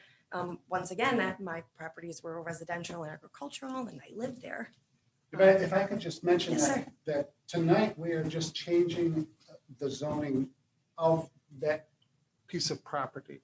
We're Understood. in the process, in a couple of weeks or a month or so, we will get into the special use permit and the site plan, which will get into fences and hours of operation and whether there's weddings there or not. All of those restrictions are to come. But tonight, it's only to change the zoning district. Mhm. But the change of the zoning district is then to enable this project, right? Correct. So I'm just trying to connect the dots. If it's really just a zoning, then I have no concerns at all. Right? So understood. Well, if we could, mediate some of those issues or most of those issues to make you happy. I mean, number one is not a 15,000 square foot building, but we can get Was into all of 90, 95 plus an additional Yeah. 14? on the other side. But if we could get into those at a later date to do the very best that we can to resolve your issues, we will. Okay. All right. So, all right. I guess I'm missing what would be an appropriate communication to communicate the potential rezone. The special use permit and all of that will also have a public hearing. Just to follow. Yeah. Okay. I think you did have it right. You in your stance, you believe that it shouldn't be moved off of rural residential into the R3 district, and that's your point. I don't think it. I get Well, it. I don't think you care so much whether it's an R3 or not. She just doesn't. Well, She does because my have R3 concerns about my what's going concerns to happen. about the R3 also because the R3 enables a boarding house. And although at this juncture, Code Blue is not on the table, it does get, the special use permits get reviewed on a yearly basis. I plan to live there. I built my house there. All they need to do is apply for that ability. And at a later date, this could happen next door to my house. Well, right? We did take that into consideration. So Okay. when we're looking at rezoning it to R3, we are putting in specific usage. And it does not include boarding house. Okay.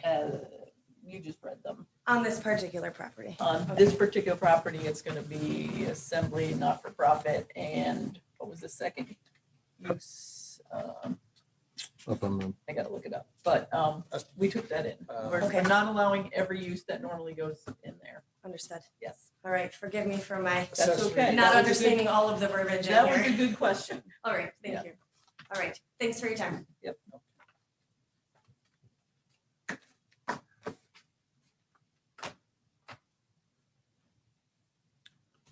Anyone else would like to speak?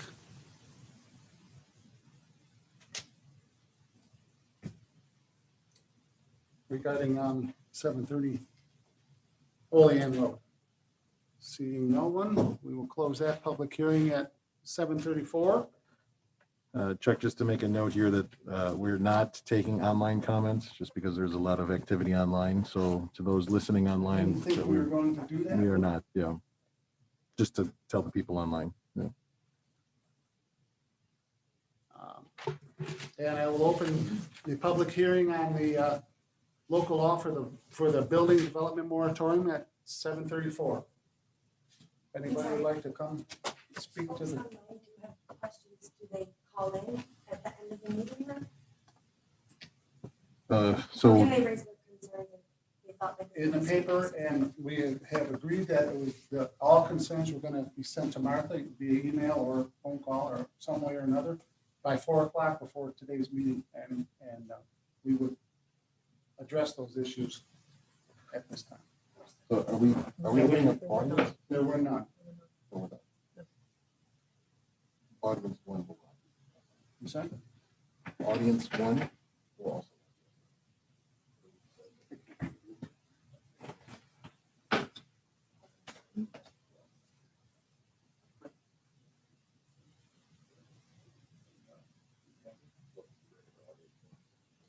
Oh.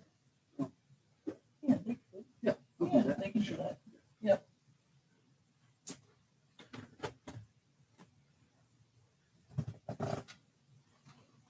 So just, Okay, the public hearing, there will be an audience one section on which anyone online will be able to discuss anything on the issue, on the agenda for today's meeting. So yes. they will have a chance to speak. If anyone would like to address the board on the moratorium for the building development, please step forward, give us your name.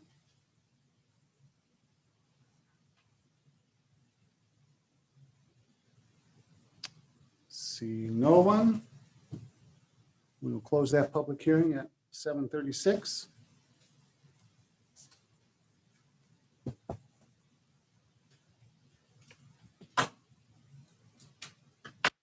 Next,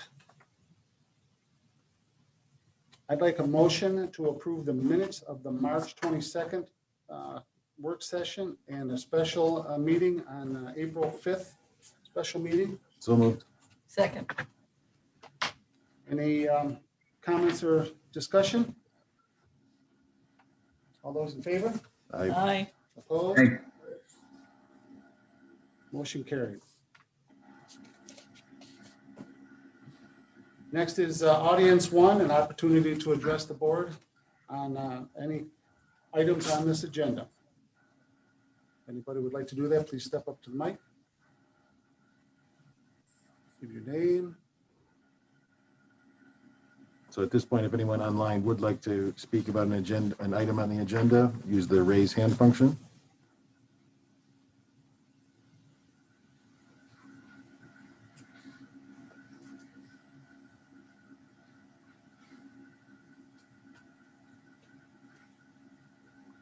Going once, going twice. We had a lot of hands before, but no more. They know they can talk on anything on the agenda. Anything on the agenda, including including the rack, yeah. Raise your hand. They may have signed off after there were more that had signed off apparently after the public hearing. Okay.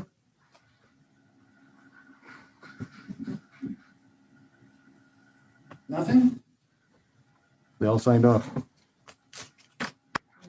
Oh, there we go. We got one. Two. So first we'll allow Kelly Shanahan. Mrs. Shanahan, if you'd like to speak. Hi, good evening, everyone. How are you? Good. Good.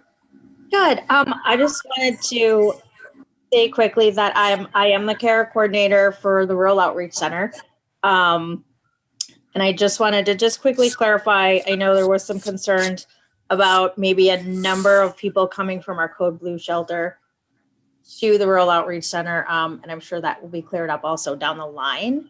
But just that I work predominantly with the folks at our Code Blue shelter. And I go over there frequently to do care coordination with them. And then I know in the future, I'll go offsite to do that as well. So, we don't have 75 people a day from the homeless shelter that come for care coordination, but I do provide those services to them, offsite as well. Could you just state your address as well?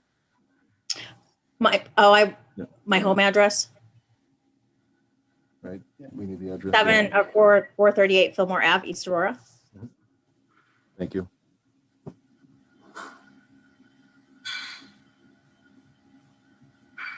Next, we have Okay, thank you.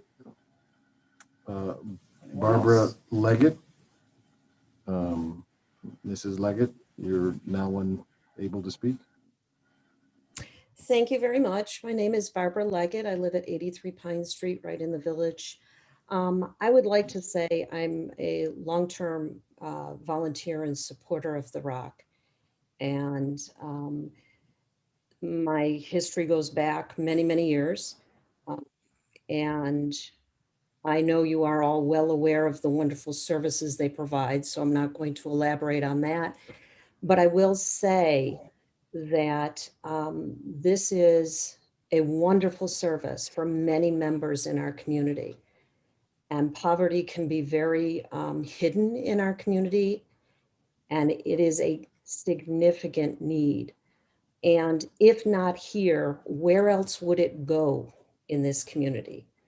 Are you going to say it would be better situated in the village, better situated right on Main Street? You're going to go into neighborhoods wherever Rock goes. And as a person who lives very close to Main Street, I have seen my community change over time, and I have supported those changes.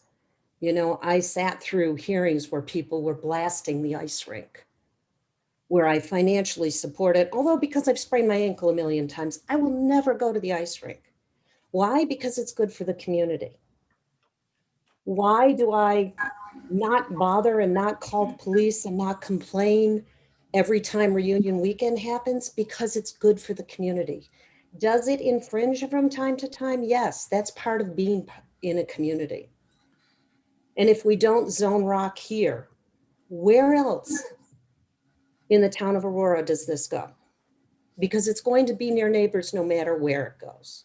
So I hope that you will seriously consider this and realize that what you're doing and what Rock is doing is changing the future of this community for the better. So thank you. Thank you. We have one more. Dr. Frank Cerny. Dr. Cerny, if you'd like to state your name and address.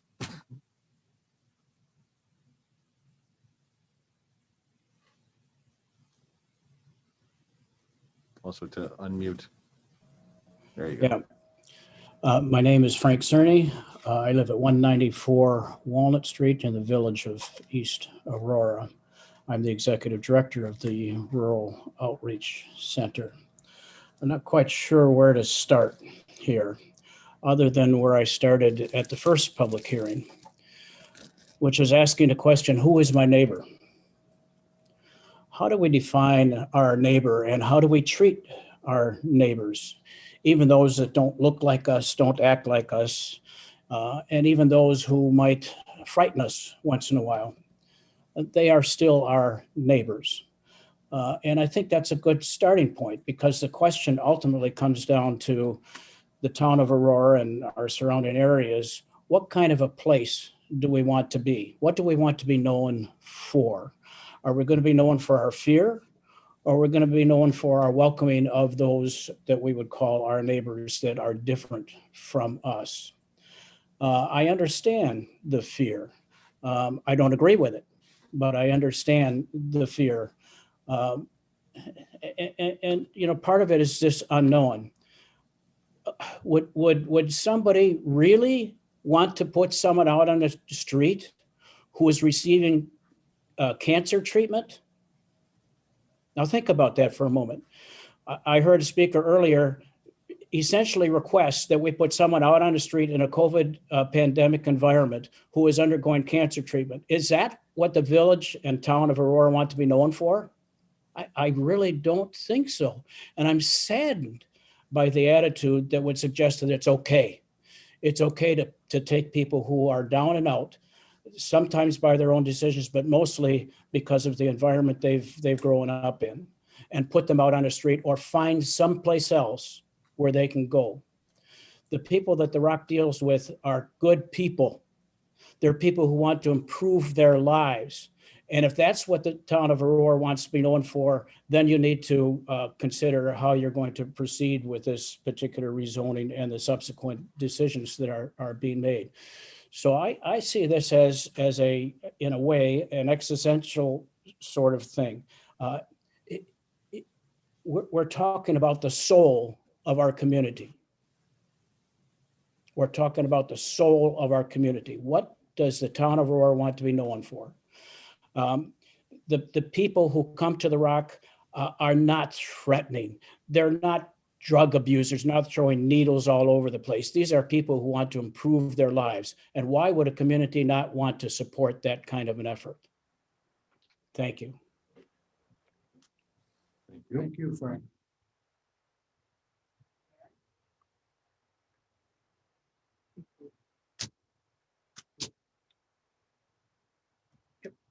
Let's speak.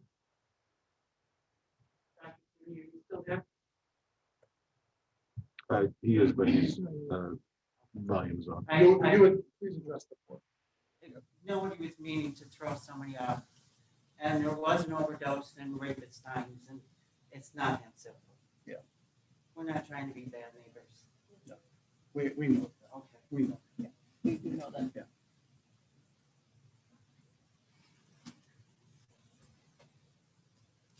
Anyone else, Lou?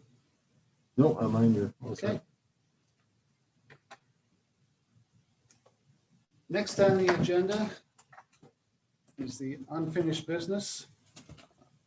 And we'll start with the Blueberry Tree House with the seeker. Can I have a motion to issue a negative declaration for an unlisted action with no significant adverse environmental impacts for the Blueberry Treehouse project? So moved. Second. Any comments or discussion? All in favor? Aye. Aye. Opposed? Motion carried.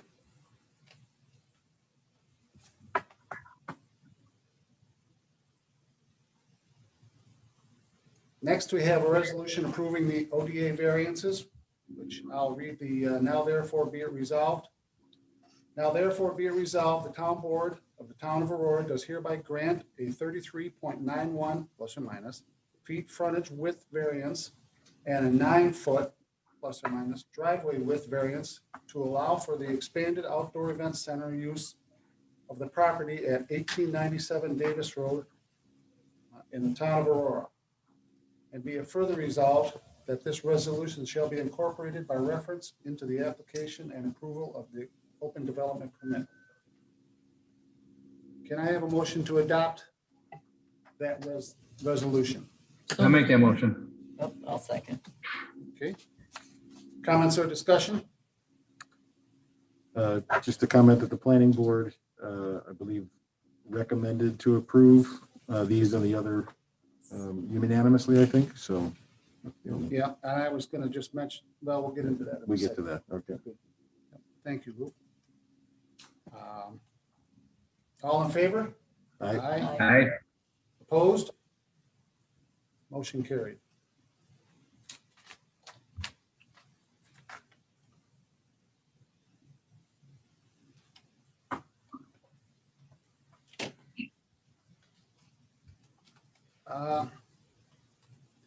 Next, we have the motion to adopt the open development area itself. I will again read the now therefore be it resolved.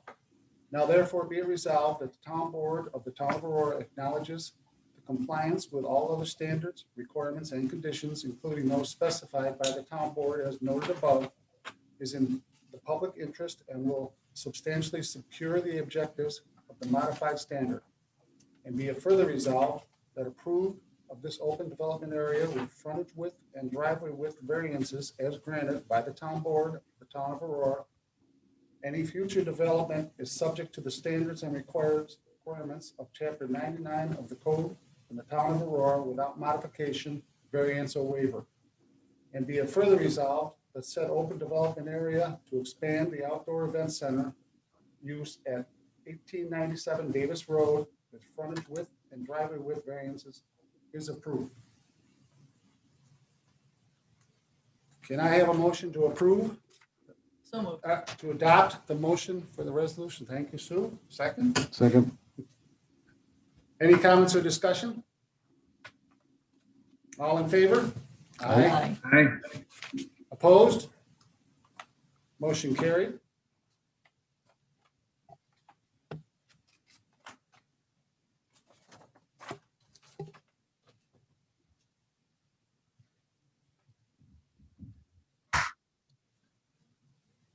Next is the site plan approval.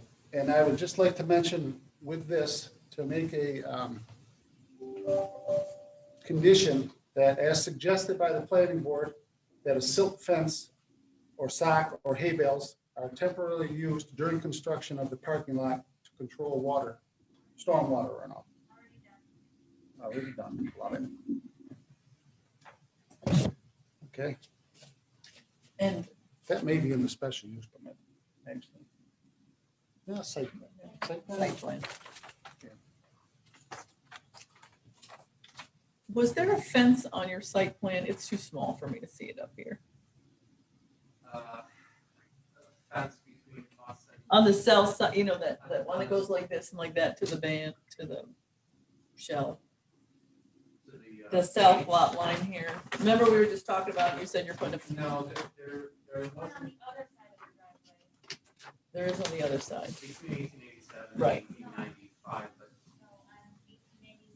You're talking about the ingress into 1897? Your neighbor to the left of you. yes, it's not proposed on the plan, Okay. but we have spoken with Liz.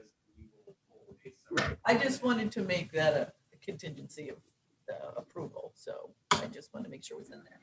Sure. That the fence along that south lot line. Okay. Yes. We want the fence around. So that we address some of the issues that people brought up. So I will read the now, therefore be it resolved for the approval of the site plan. Now therefore be it resolved that pursuant to chapter 95 site plan review, section 95-2C, the Aurora Town Board does hereby approve the site plan submitted for 1887, 1895, and 1897 Davis Road to expand the outdoor event center to include a treehouse lounge and other improvements to expand and improve parking areas.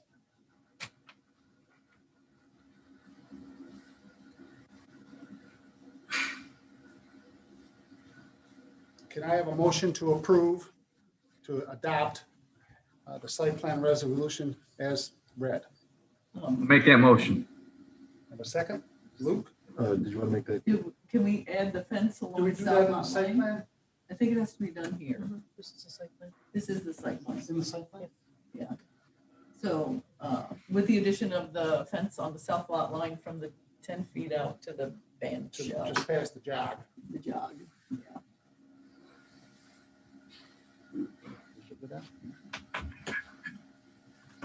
Okay, can I have a motion to adopt the site plan with the Fence. addition, yep, the additional fence as read? I'll make that motion. Can I have a second? Second. Comments and or discussion? All in favor? Aye. Opposed? Motion carried.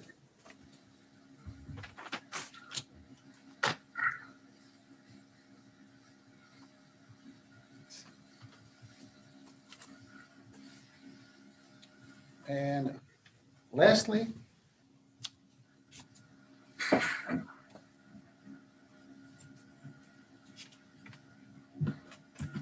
should I read those conditions? Could I have a motion to approve the special use permit as written for the properties at 1887, 1895, and 1897 Davis Road? So moved. Can I have a second? Second.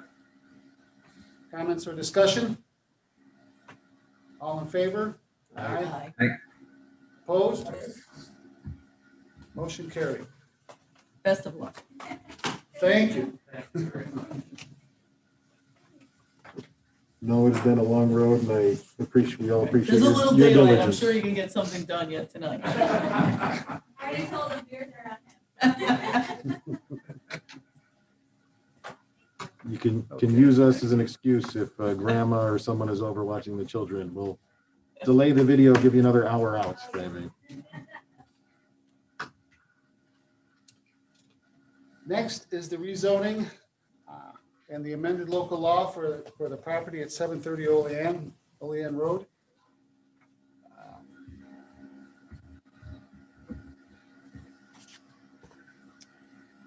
First is the approval of the seeker. I'll read the now therefore be it resolved. Now therefore be it resolved that the town board of the town of Aurora hereby declares itself as lead agency for a seeker review proposes relating to rezoning property at 730 Olean Road and hereby determines that the proposed action is a type 2 action that will result in no significant environmental impact and no further review will be taken.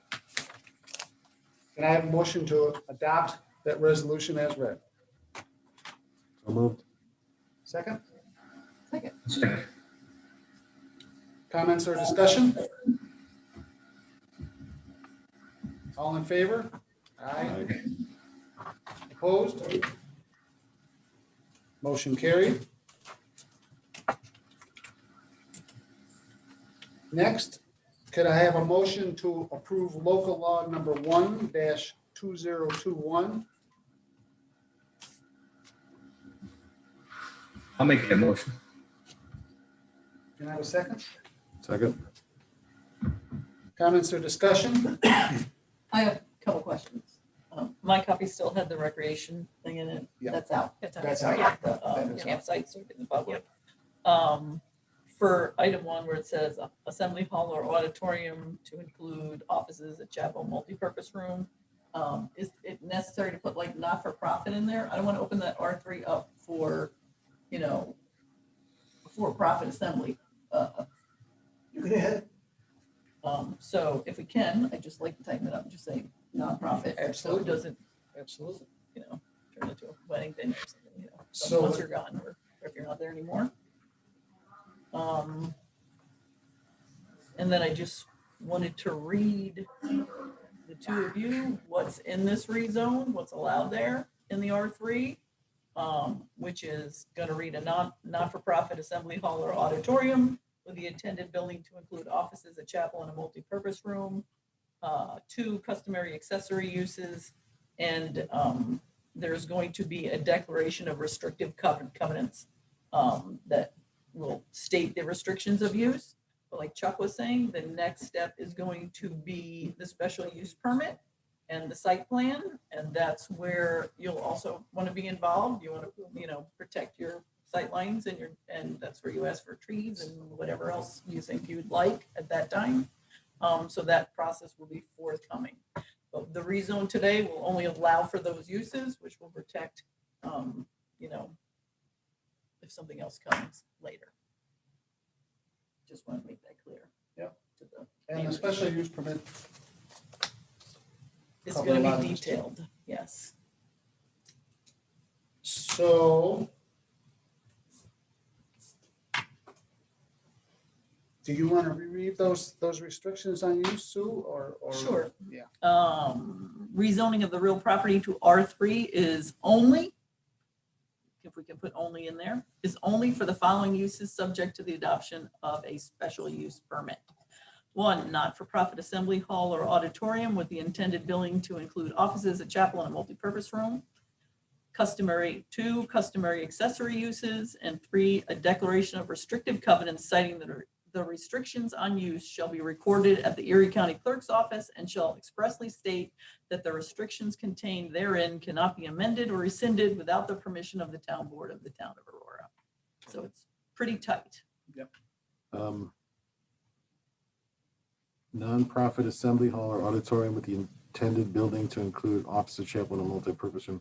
So the assembly hall or auditorium would not be nonprofit, right? But the organization behind it would have to be nonprofit. Is there any issue with the language that's proposed? I agree, Luke. I think a lot of these specific uses we will cover under the specific, under the But would it be special use permit. more appropriate to put in here an assembly hall or auditorium with intended building to include offices, a chapel, and a multi-purpose room operated or owned by a nonprofit organization or something like that? I think you can put that in the special use permit. Because you're talking about potential of owning or operating or leasing. In other words, you're going to expand that, and if you change the intent of that local law, you'll have to redraft it and pass it again. My concern was this: in R3, a permitted use with a special use permit is a not-for-profit. But by rezoning it and not saying that it's specific to a not-for-profit, do we open ourselves up to some hole? Well, the only other option would be that somebody be making money doing that if they had the RLC. If you want to amend the local law to include provisions that are not there now, we would amend it and have another public hearing. But we can button it up with the special use permit. Yeah, I was gonna say, we could. But I don't, so what would we have to do to, I apologize, I didn't catch that. If we had- change, Councilman, if we change the limited use, be more limited, then that's a material change in the local law. If it were just a typo or non-sequential, that would be different. But if you're going to change the substance of the laws and say, yes, we can do these things, but you can only be a not-for-profit, which is fine, then we should include that in an amended local law and put it back on the table. So we would need to have another public hearing. Can that be handled with a special use? But you can regulate that with the special use permit if you choose. But if you want to do it that way, I'll be glad to amend it. Here's the question. If I don't amend it and I don't say nonprofit and Rock sells me the property and I want to have an assembly hall in their old building and host weddings, am I allowed to do that?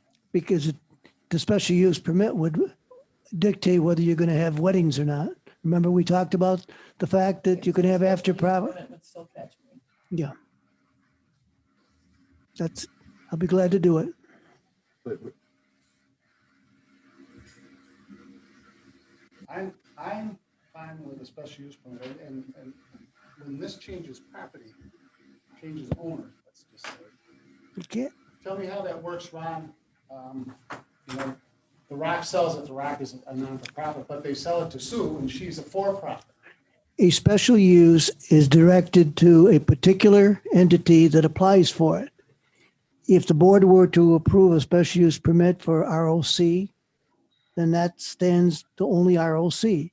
If there are subsequent owners in 20 years from now are doing different things, then they would have to apply for a special use permit to amend it, at which time the town board could exercise its discretion in doing what they chose. So Ron, if the Rock uses it for this purpose, as we have here, an assembly hall or auditorium, and a new owner continues to use it as an assembly hall or auditorium, but that new business is for profit, they're going to need to get a new special use permit? Correct. The special use, whoever applies, when you basically sell a piece of property or alter the ownership of a property that has a special use permit, the special use permit is particular to the applicant. And in this case, it'll be, if that ROC, which is going to apply, it's particularly to them. It does not necessarily transfer to anyone else. If they come in, they'd have to get an amendment to the special use permit. But in that process, when someone applies, if the zoning is for an assembly hall or auditorium, we cannot deny the special use permit based on the fact that it is a for-profit institution, or are we able to? That would cause a problem. I mean, if someone's going to come in there and if your concern is that an entity other than a not-for-profit could at some day own those buildings and apply for a special use permit.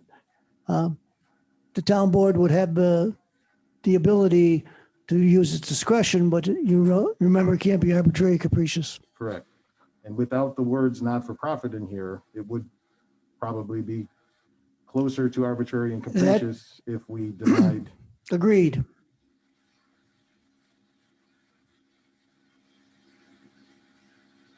Boy, I hate to say this, but I really like that line. I really would like that line right there.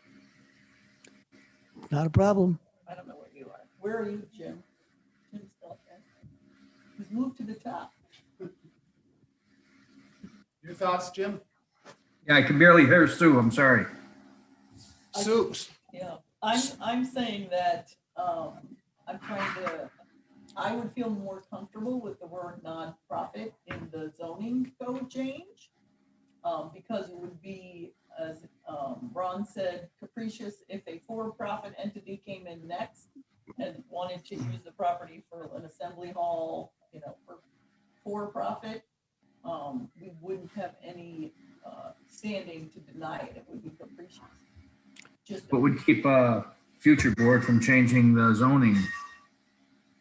Just like as we're changing the special use. I'll raise a question. What is a not-for-profit? Are you talking about the not-for-profit law in New York State that licenses LLCs, not-for-profits? Or are you talking someone that doesn't make any money? I mean, let's be specific. I don't want to make the R3 zoning larger than it is today. That's fine. Today it says not for profit.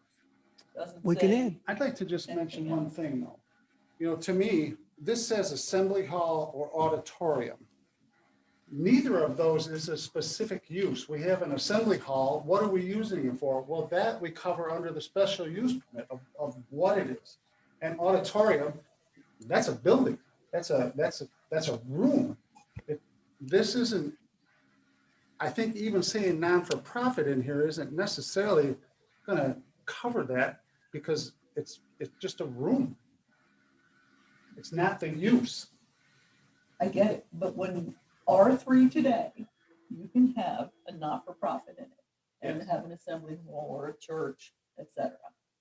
If I keep this wording the way it is today and rezone that one parcel with this verbiage, it opens it up to not for-profit businesses to go in that zone. And I don't think that's our intent. I agree, but again, they have to come in front of us and have a special use permit, and we would only allow whatever uses that board allows. But So it's an the fact that allowable use. the fact that it's not making money or the fact that it is making money, that's under the special use permit. You allow 75 people there, you allow 25 people there, whatever is allowed, I don't know. I think, Chuck, we would not have the ability to deny a special use permit if it's run by a for-profit, based on the fact that it's run by a for-profit. That is the issue, because the zone now includes. You can always have a special, it would require a special use permit if someone else bought it. Correct, but the question would be whether the town in its discretion could deny that because they're going to be using it for the same purposes that are delineated in the law. Because it doesn't say you have to be a not-for-profit. So Ron, to be clear, if we were to change the law that was the draft local law that was published on the website right now, any changes will require us to do that next session? Any changes of substance, typographical, clarification, but this is definitely going to change it because you're taking and eliminating anything other than a not-for-profit. Any substance. Yeah. I'm sorry, go ahead. Again, any substantive change in the local law. I'm gonna Easily just done. reiterate what Jim said too, is what's to stop the next board from changing this to a different zoning district? They could, but the person would have to petition for a rezone and the board could say no. But if they petition for a special use permit, we can't say no because it's an allowable use. We can give them restrictions, we can tell them how many people they can have there, but we cannot deny it.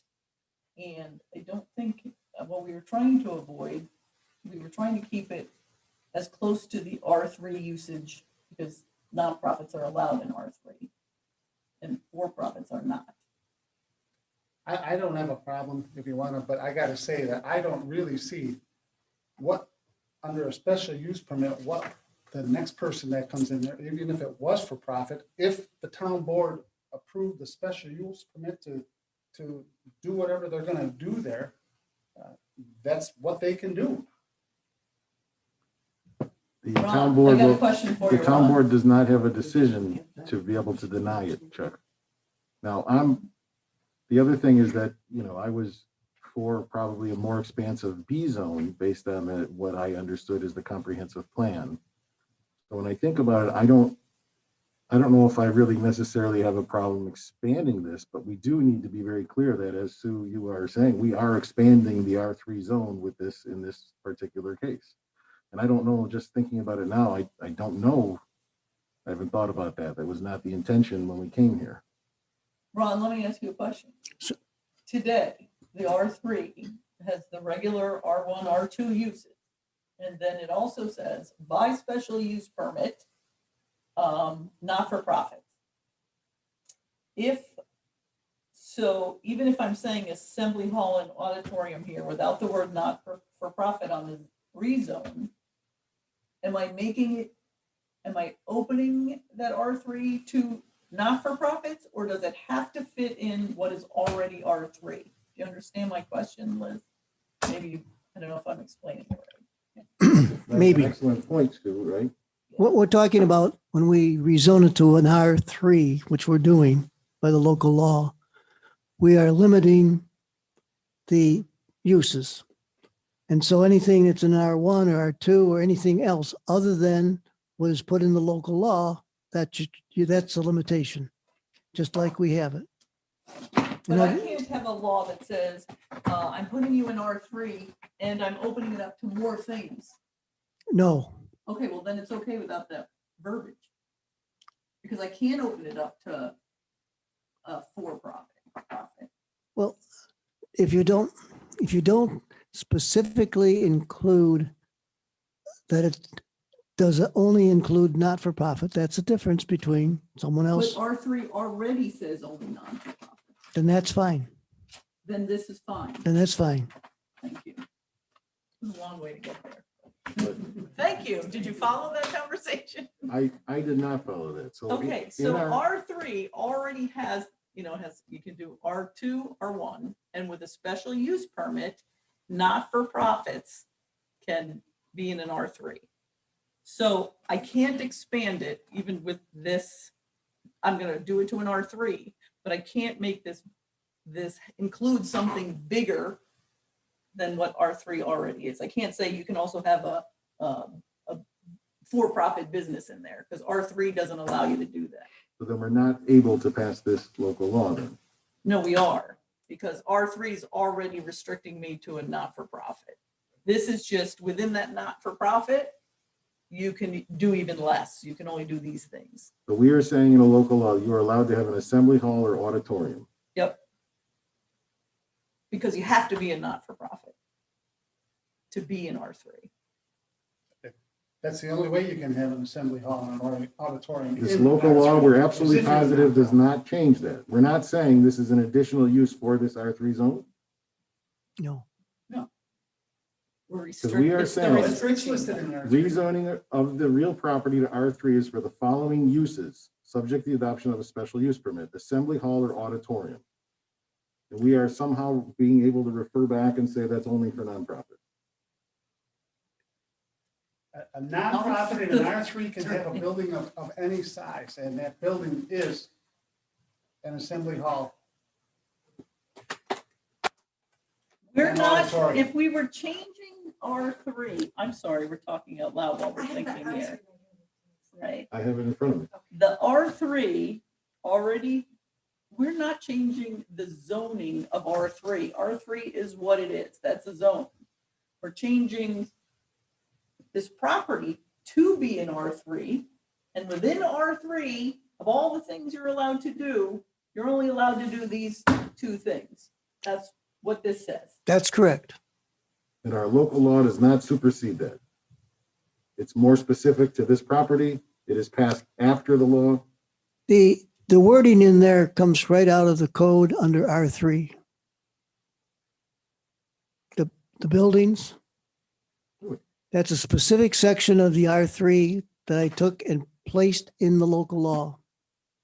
If I had my code, I could. So of the No, it's not, is it? 10, of the 5 uses that you can do in R3, we're only going to allow them to do these ones that we listed. But this is, That's assembly not hall even is not used. listed in R3. Assembly hall or auditorium. It's not listed in That's We're R3. not only going to used allow to them me. to build these things. I got it. Build. Yes. Gotcha. Around that language is not in the R3 zone. Is that clear? You have the zoning code? Yes. I have it here too. Right here. There's no restrictions on it.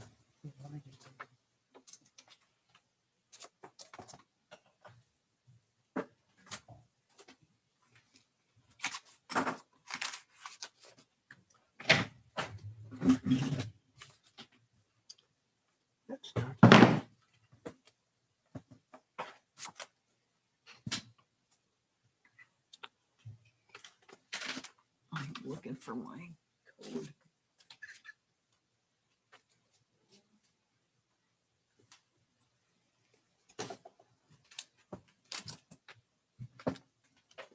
Jimmy's disappeared.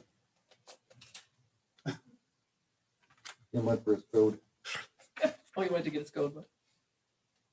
I'm looking, I printed out the R3 zoning somewhere.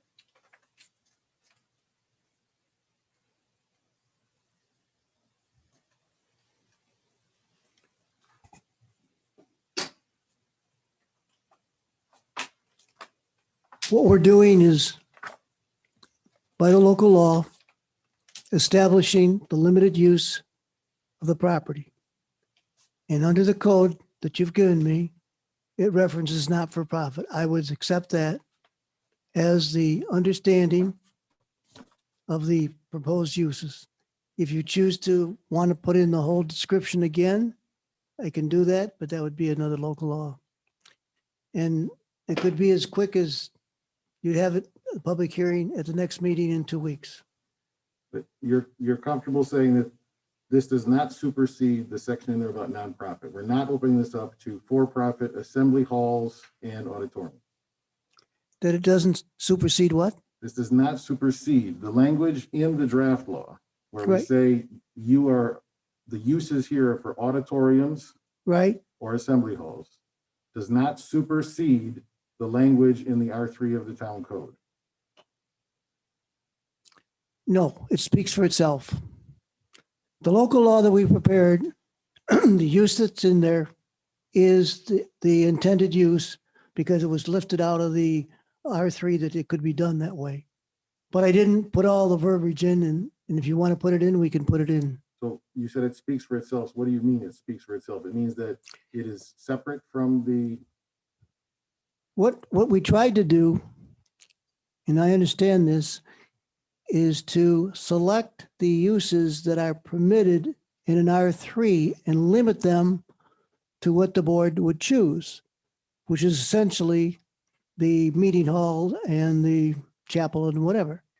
So that specific language is what is limited in the local law.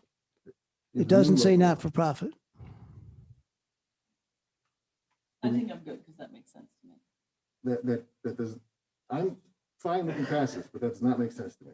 So it stands on its own. That means you could do, I just want us to be clear here. It says you can build an assembly hall even if you're a nonprofit based on this law. Correct. No, it doesn't. Yes, it does. It says they can, if a for-profit can build an assembly hall in an R3, Not- R3 prevents it. No, you're right. But we're amending the uses. There's a lot of different uses under R3 that are precluded. You have been, For-profits cannot have a assembly hall or an auditorium in an R3. Building. the building, They can't build it. They can't build it. can't build it. A nonprofit cannot build. an A assembly hall. for-profit. Thank you, Sue. A for-profit cannot build an assembly hall in an R3. Only a nonprofit can. That's what that code says to me, Liz.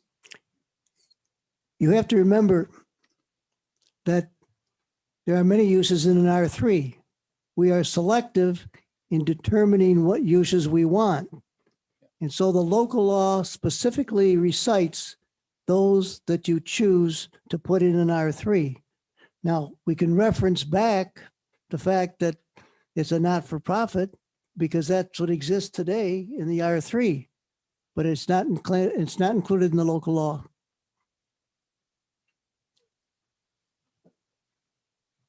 Liz, did you want to say something there? I would just like to say, for clarity's sake, I would think that including that word nonprofit in there for future code enforcement would just make it very clear. It's just repeating it from the I know. R3. I know. Obviously, we're all interpreting it differently, which means the next board's gonna interpret it. Assembly differently hall, as well. assembly hall is not in R3, R2, R1. So we're passing a local law where we say assembly hall or auditorium is permitted in this zone. That does not refer back to the nonprofit. I don't know how we would get there.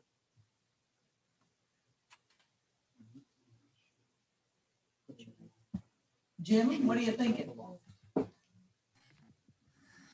I'm okay with it. I'm sorry. I go back to, I think we can use the special use permit, and I think any board can come in and change what we're gonna do tonight. Really, I mean. And what you're doing is you're saying, you are taking the ability of a future. Now, like I said, I'm okay with this. We can pass it because I don't have a problem personally with an auditorium hall. I think that the zoning there fits in with the comprehensive plan. But I just want to be clear that we all know here that what you're doing is removing the ability of a future board to say no to an auditorium or an assembly hall, or to have this building operated by a for-profit company.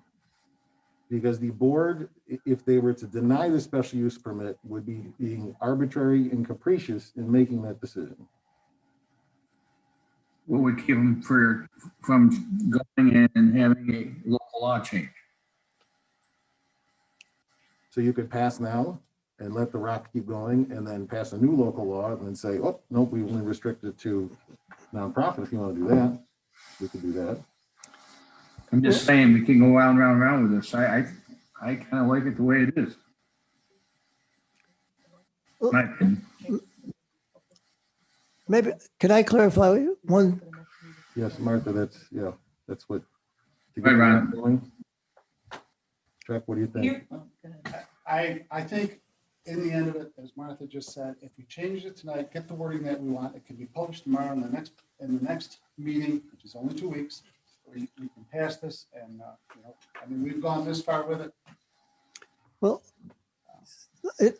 I can do that and we can get that done, but for clarity's sake, if I read this correctly, what you've given me on an R3 for not-profit institutions, for charitable, religious, cultural, not including institutions for mental, those. So it clarifies charitable, religious, culture, or community. But I would, if it were, it's my position that it's best to amend the local law to include not-for-profit, and there won't be a question. Let's follow our attorney's advice. Let's follow our attorney's advice. You good with that, Jim? How is the rock schedule? Didn't hear you, Chuck. I'm sorry. Let's follow our attorney's advice and make the modifications to this local law as Ron suggests, and then we'll just have another public hearing in 2 weeks, and we'll do what we do then. I think because there's so much decisiveness right now with that, it's probably a good idea. Yep. Yep. Okay. Not a problem. All right. So then then you just have to make a motion to table this, is that it? Right? Yes, but if we could just take a minute and get the exact wording that we want. I think we already did, but you're gonna have to set a public hearing for Oh, the okay. next meeting. Okay. There's another. Okay. So we're good on the wording? Sue? You're good on the wording? Yeah, we just need to add not for profit. And So just as you said, rezoning the property is Yeah. only for the following uses and then add not for profit. And it may be that it was okay, but I think for clarity's sake, we're all over the board. We ought to make sure we've got it right. I think the wording, if this is what you want, would want to repeat what's in the R3. So you would say an assembly hall or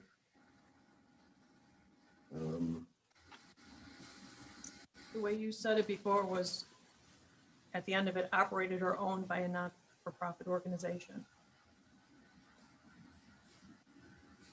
Is how it was worded earlier. oh, I say a lot of things, Martha. I shouldn't. Just reminding you. Yeah, no, I think that's, so this is your language right here, B1, nonprofit institutions for these purposes. Would we not want to do an assembly hall or auditorium and then something operated by, and then repeat this language? Nonprofit institutions for charitable, religious, cultural, or community social purposes, not including institutions for mental patients, correctional, or animal rescue purposes. Word for word what the code book says.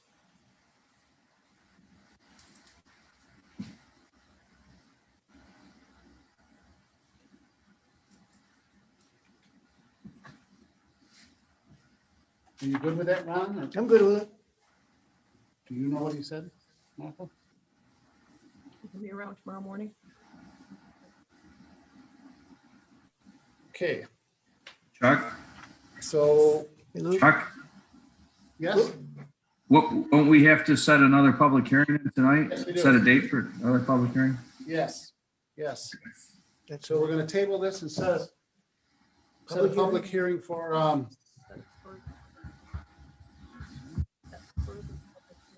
set further public hearing, what's the date? 26th. For April 26th at 7 PM. I apologize, I didn't catch that sooner. We have to vote on that though, right? I think we're gonna get there, but we need to get it right, not because of what you're using it for, but for what may come next. I don't control that. So can I have a motion to approve that public hearing for those dates at that time? So moved. Second? Second. I'll second. Comments or discussion? All in favor? Aye. Aye. Opposed? Motion carried.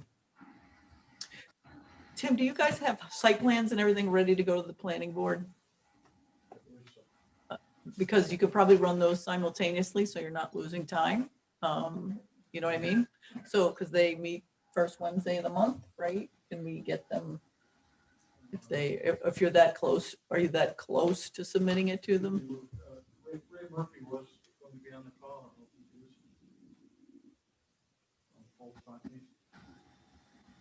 Yes. Ray, if you allow, Ray can certainly give you I'm just trying to keep you moving because it's just a minor, I it's a have wording the change. latest site plan there. Yeah, Ray's the architect. It's not much lacking if you ask me. Hello, Sue. Yep. Yep. So your question was on us submitting for our site plan.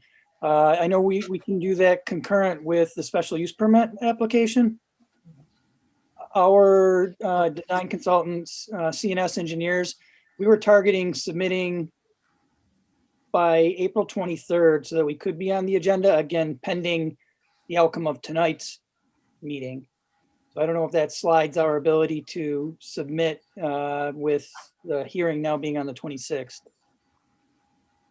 Well, we should be able to do the, that hearing and then also work on the special use permit. So they have to have it in before the 23rd. 23rd doesn't give us enough time to get on the agenda and everything for the 26th. It would have to be in at least by 21st. Did you hear Martha? The 21st is, Right, the 23rd would be a Friday. And that wouldn't give enough time to be put on the agenda. It would have to be Monday. Wednesday. Everything needs to be submitted by Wednesday prior to the meeting. right, for the 26th. Again, we were targeting for the meeting in May originally. Oh, in thinking- May. Yeah, Okay, thinking sorry. that, I thought you meant April. well, we didn't think we could submit for site plan approval and special use permit prior to the property being rezoned.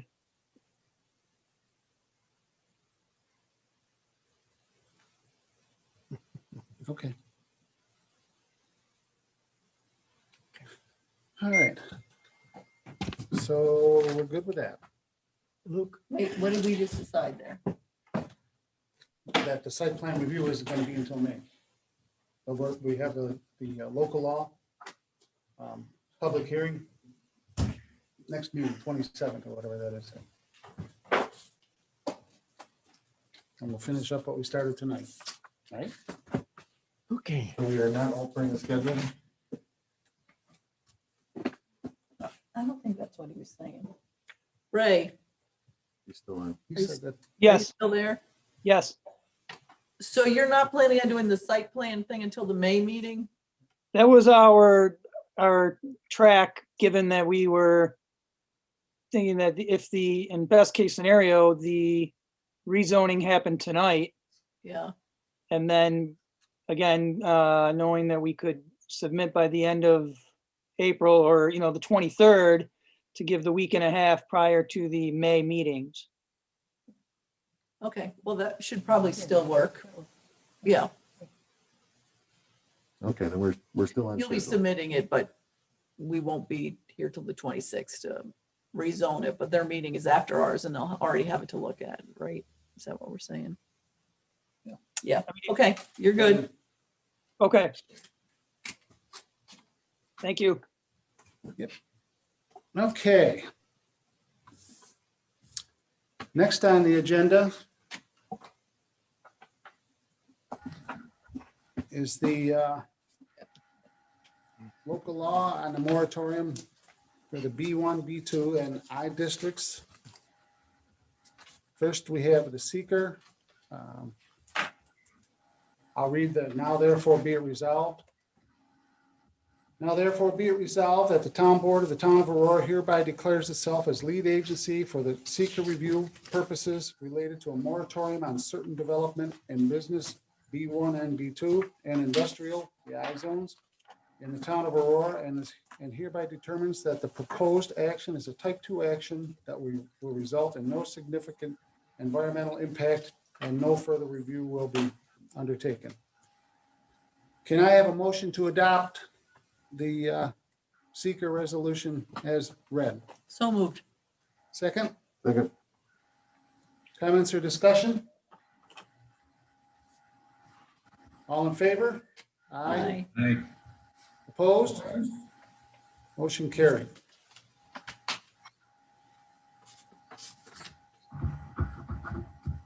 Next, we have the local law. Does anybody have any questions on this before we? I don't think so. Okay.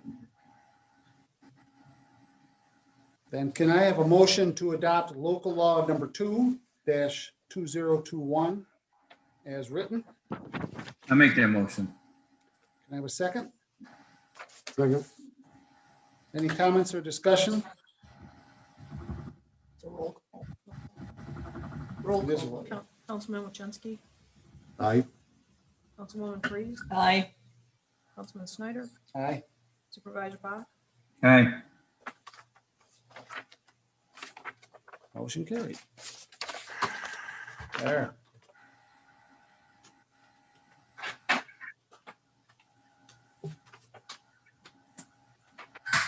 Okay, on to new business. Under 6A, we have a donation from the men's softball. Chuck, You gotta add lacrosse. Yep, I'm sorry. Can I have a motion to add the special use permit for the Lacrosse chicken barbecue? Temporary. Yeah, temporary use permit for the Lacrosse chicken barbecue. That would be I under new business. So moved. Second, Second. Second. any comment or discussion? All in favor? Aye. Aye. Aye. Opposed? Motion carried. Okay.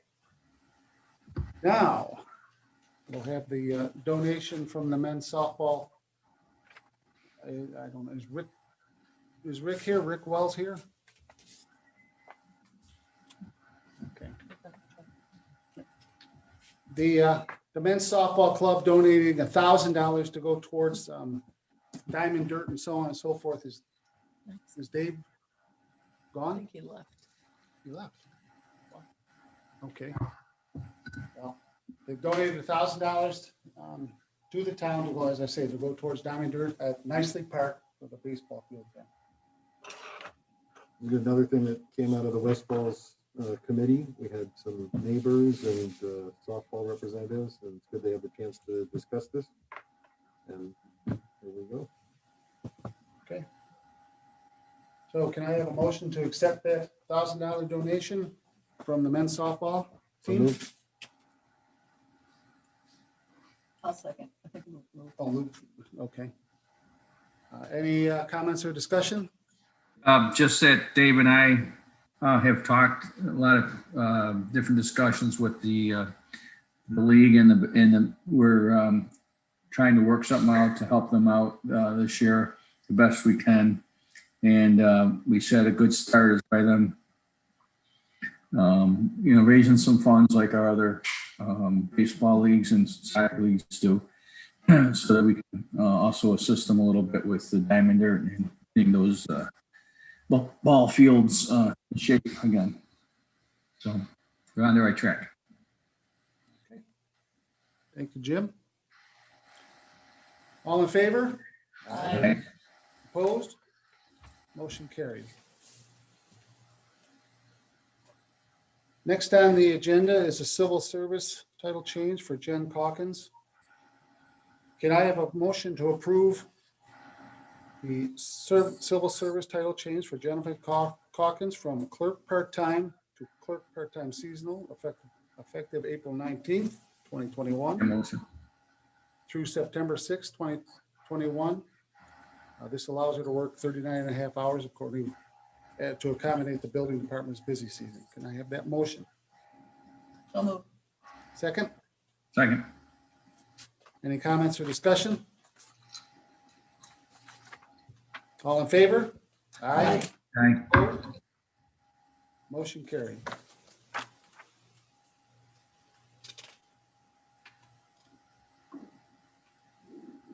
Next is a request from Kathleen Moffett to transfer some debt reserve funds for payments. Can I have a motion to approve the use of debt reserve funds to make a $45,000 principal payment and a $3,503.75 interest payment to the Greene County Bank for the Glebe Avenue HVAC and parking lot bond? Make that motion. Can I have a second? Second. Sue, any comments or discussion? All in favor? Aye. Aye. Opposed? Motion carried.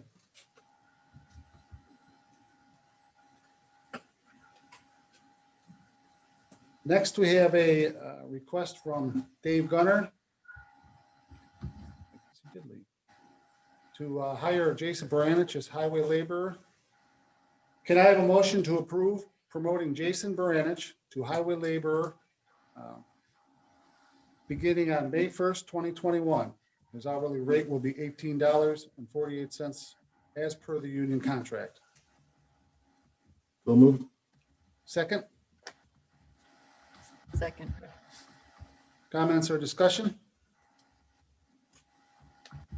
All in favor? Aye. Aye. Opposed? Motion carried.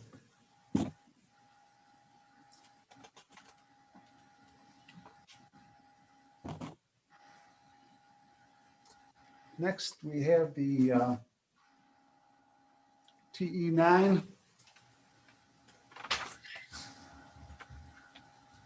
Where did we go here? Well, it was a request for a speed. It is. Request for a speed study from 28 to Ellicott Road. Can I have a motion to request that? So moved. Make it. Second.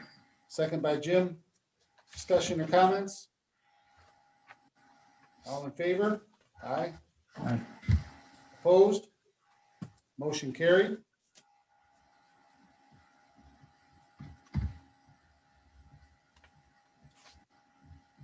Next, we have an appointment to appoint Liz Cassidy as our town's affirmative action officer. Can I have a motion to appoint Liz Cassidy as our town's affirmative action officer to replace Bill Kramer? So moved. Second. Any comments or discussion? All in favor? Aye. Aye. Opposed? Motion carried.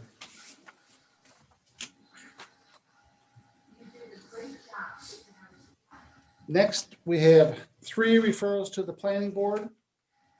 Can I have a motion to refer the ODA for 1875 Boys Road, the ODA for Jewett-Homewood Road, and the special permit / site plan review for 1158 Davis Road to the planning board? So moved. Have a second? Second? Any comments or discussion? All in favor? Aye. Opposed? Motion carried.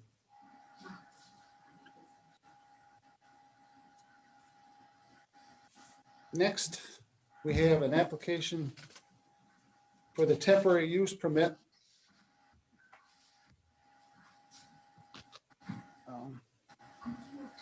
for cyclocross at Nicely Park. Can I have a motion to approve the application as written for the Western New York cyclocross at Nicely Park? So moved. Second? Second. Any comments or discussion? All in favor? Aye. Opposed? Motion carried.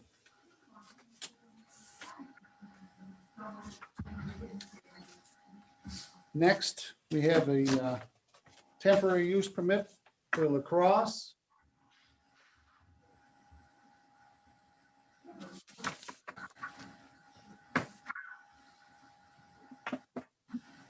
For the barbecue. For the barbecue. Under the condition that it will be a barbecue only, there will be no beer truck, there will be no porta potties required, it will just be a drive-through chicken barbecue. Right, is that we all in agreement with that? Well, can I have a motion to approve the temporary use permit for the East Aurora Lacrosse Association as being just a drive-through chicken barbecue? I motion to approve as you said, contingent upon the approval of the location of the barbecue pit. And an insurance certificate, And right? insurance, yeah. Got that. You got it. All right. You got insurance. I'll second. Any comments or discussion? All in favor? Aye. Aye. Opposed? Motion carried.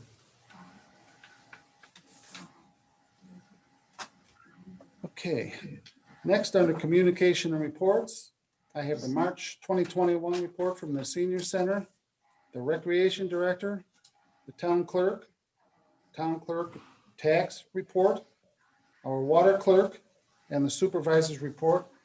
And I also have the East Aurora Police Department February 2021 report. Next is business from board members. Councilman Luchensky. Yeah, we already covered it earlier. Good. Councilwoman Freeze. I've talked enough. Supervisor Bach.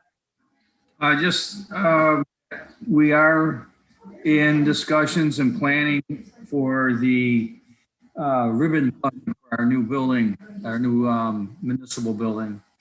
And hopefully we can pull it off this time. We had to cancel it last year because of the COVID. But it's going to be June 12th, which is a Saturday at 10 o'clock. And we're still in the planning stages, but we hope that we can accommodate more people this year as they relax the COVID laws, and so more information will be coming. Also, I just want to thank Deputy Supervisor Chuck Snyder for controlling and hosting the meeting tonight for me. It was not an easy meeting, 3 public hearings and quite an agenda, and you're doing a great job. So thank you, Chuck. Thank you, Jim. And I just want to mention that Town Clerk Martha Liebrock and myself took a cannabis webinar about a week and a half ago. It's something that is definitely coming. They didn't take cannabis, they took a webinar, Tim. Tim, come on. Sampling. It is something that we are going to get together with the village here, and we're going to take it from there, but You always know Chuck and Martha do their due diligence on any project, right? I didn't hear what you said, but I don't think it's good.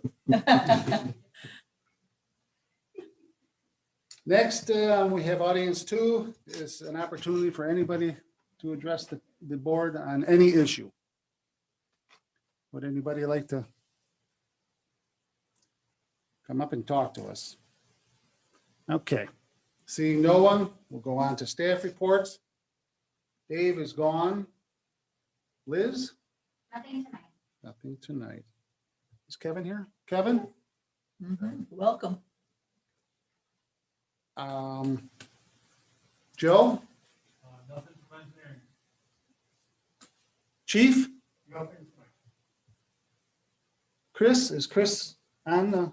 No, Chris is on? nobody's on anymore. Tony?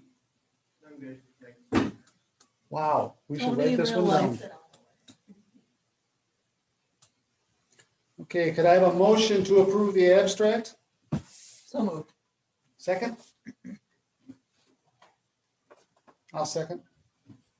Any discussion or comments? And all those in favor? Aye. Motion approved.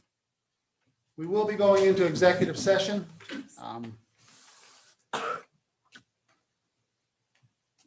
To consider to discuss employment of 2 particular individuals with a possibility of coming out of executive session and voting on the issue. So could I have a motion to enter into executive session to discuss such employment of the 2 individuals with no action being taken in the executive session? So moved.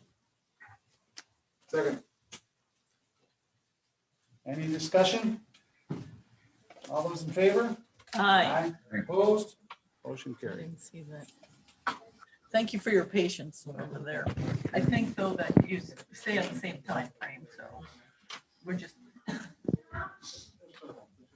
doing it. The perception of the donors. Yeah. Seeing things lag.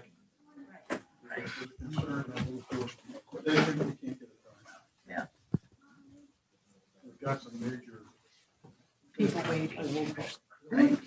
I was trying not to hold that timeline up, so that's why I wanted your guy to see when he was submitting. We'll get there, I promise, next week.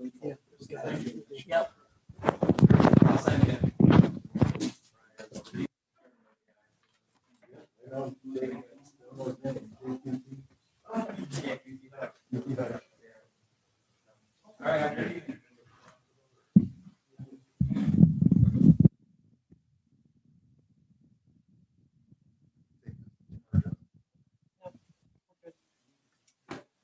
Did you? Get the ad in, we got it there before we can. You won. I didn't. Yeah, I didn't dare bring it up, but later in the meeting, I thought, if Well, you there's can't supersede the not-for-profit, it's already in the R3 district, then adding that language would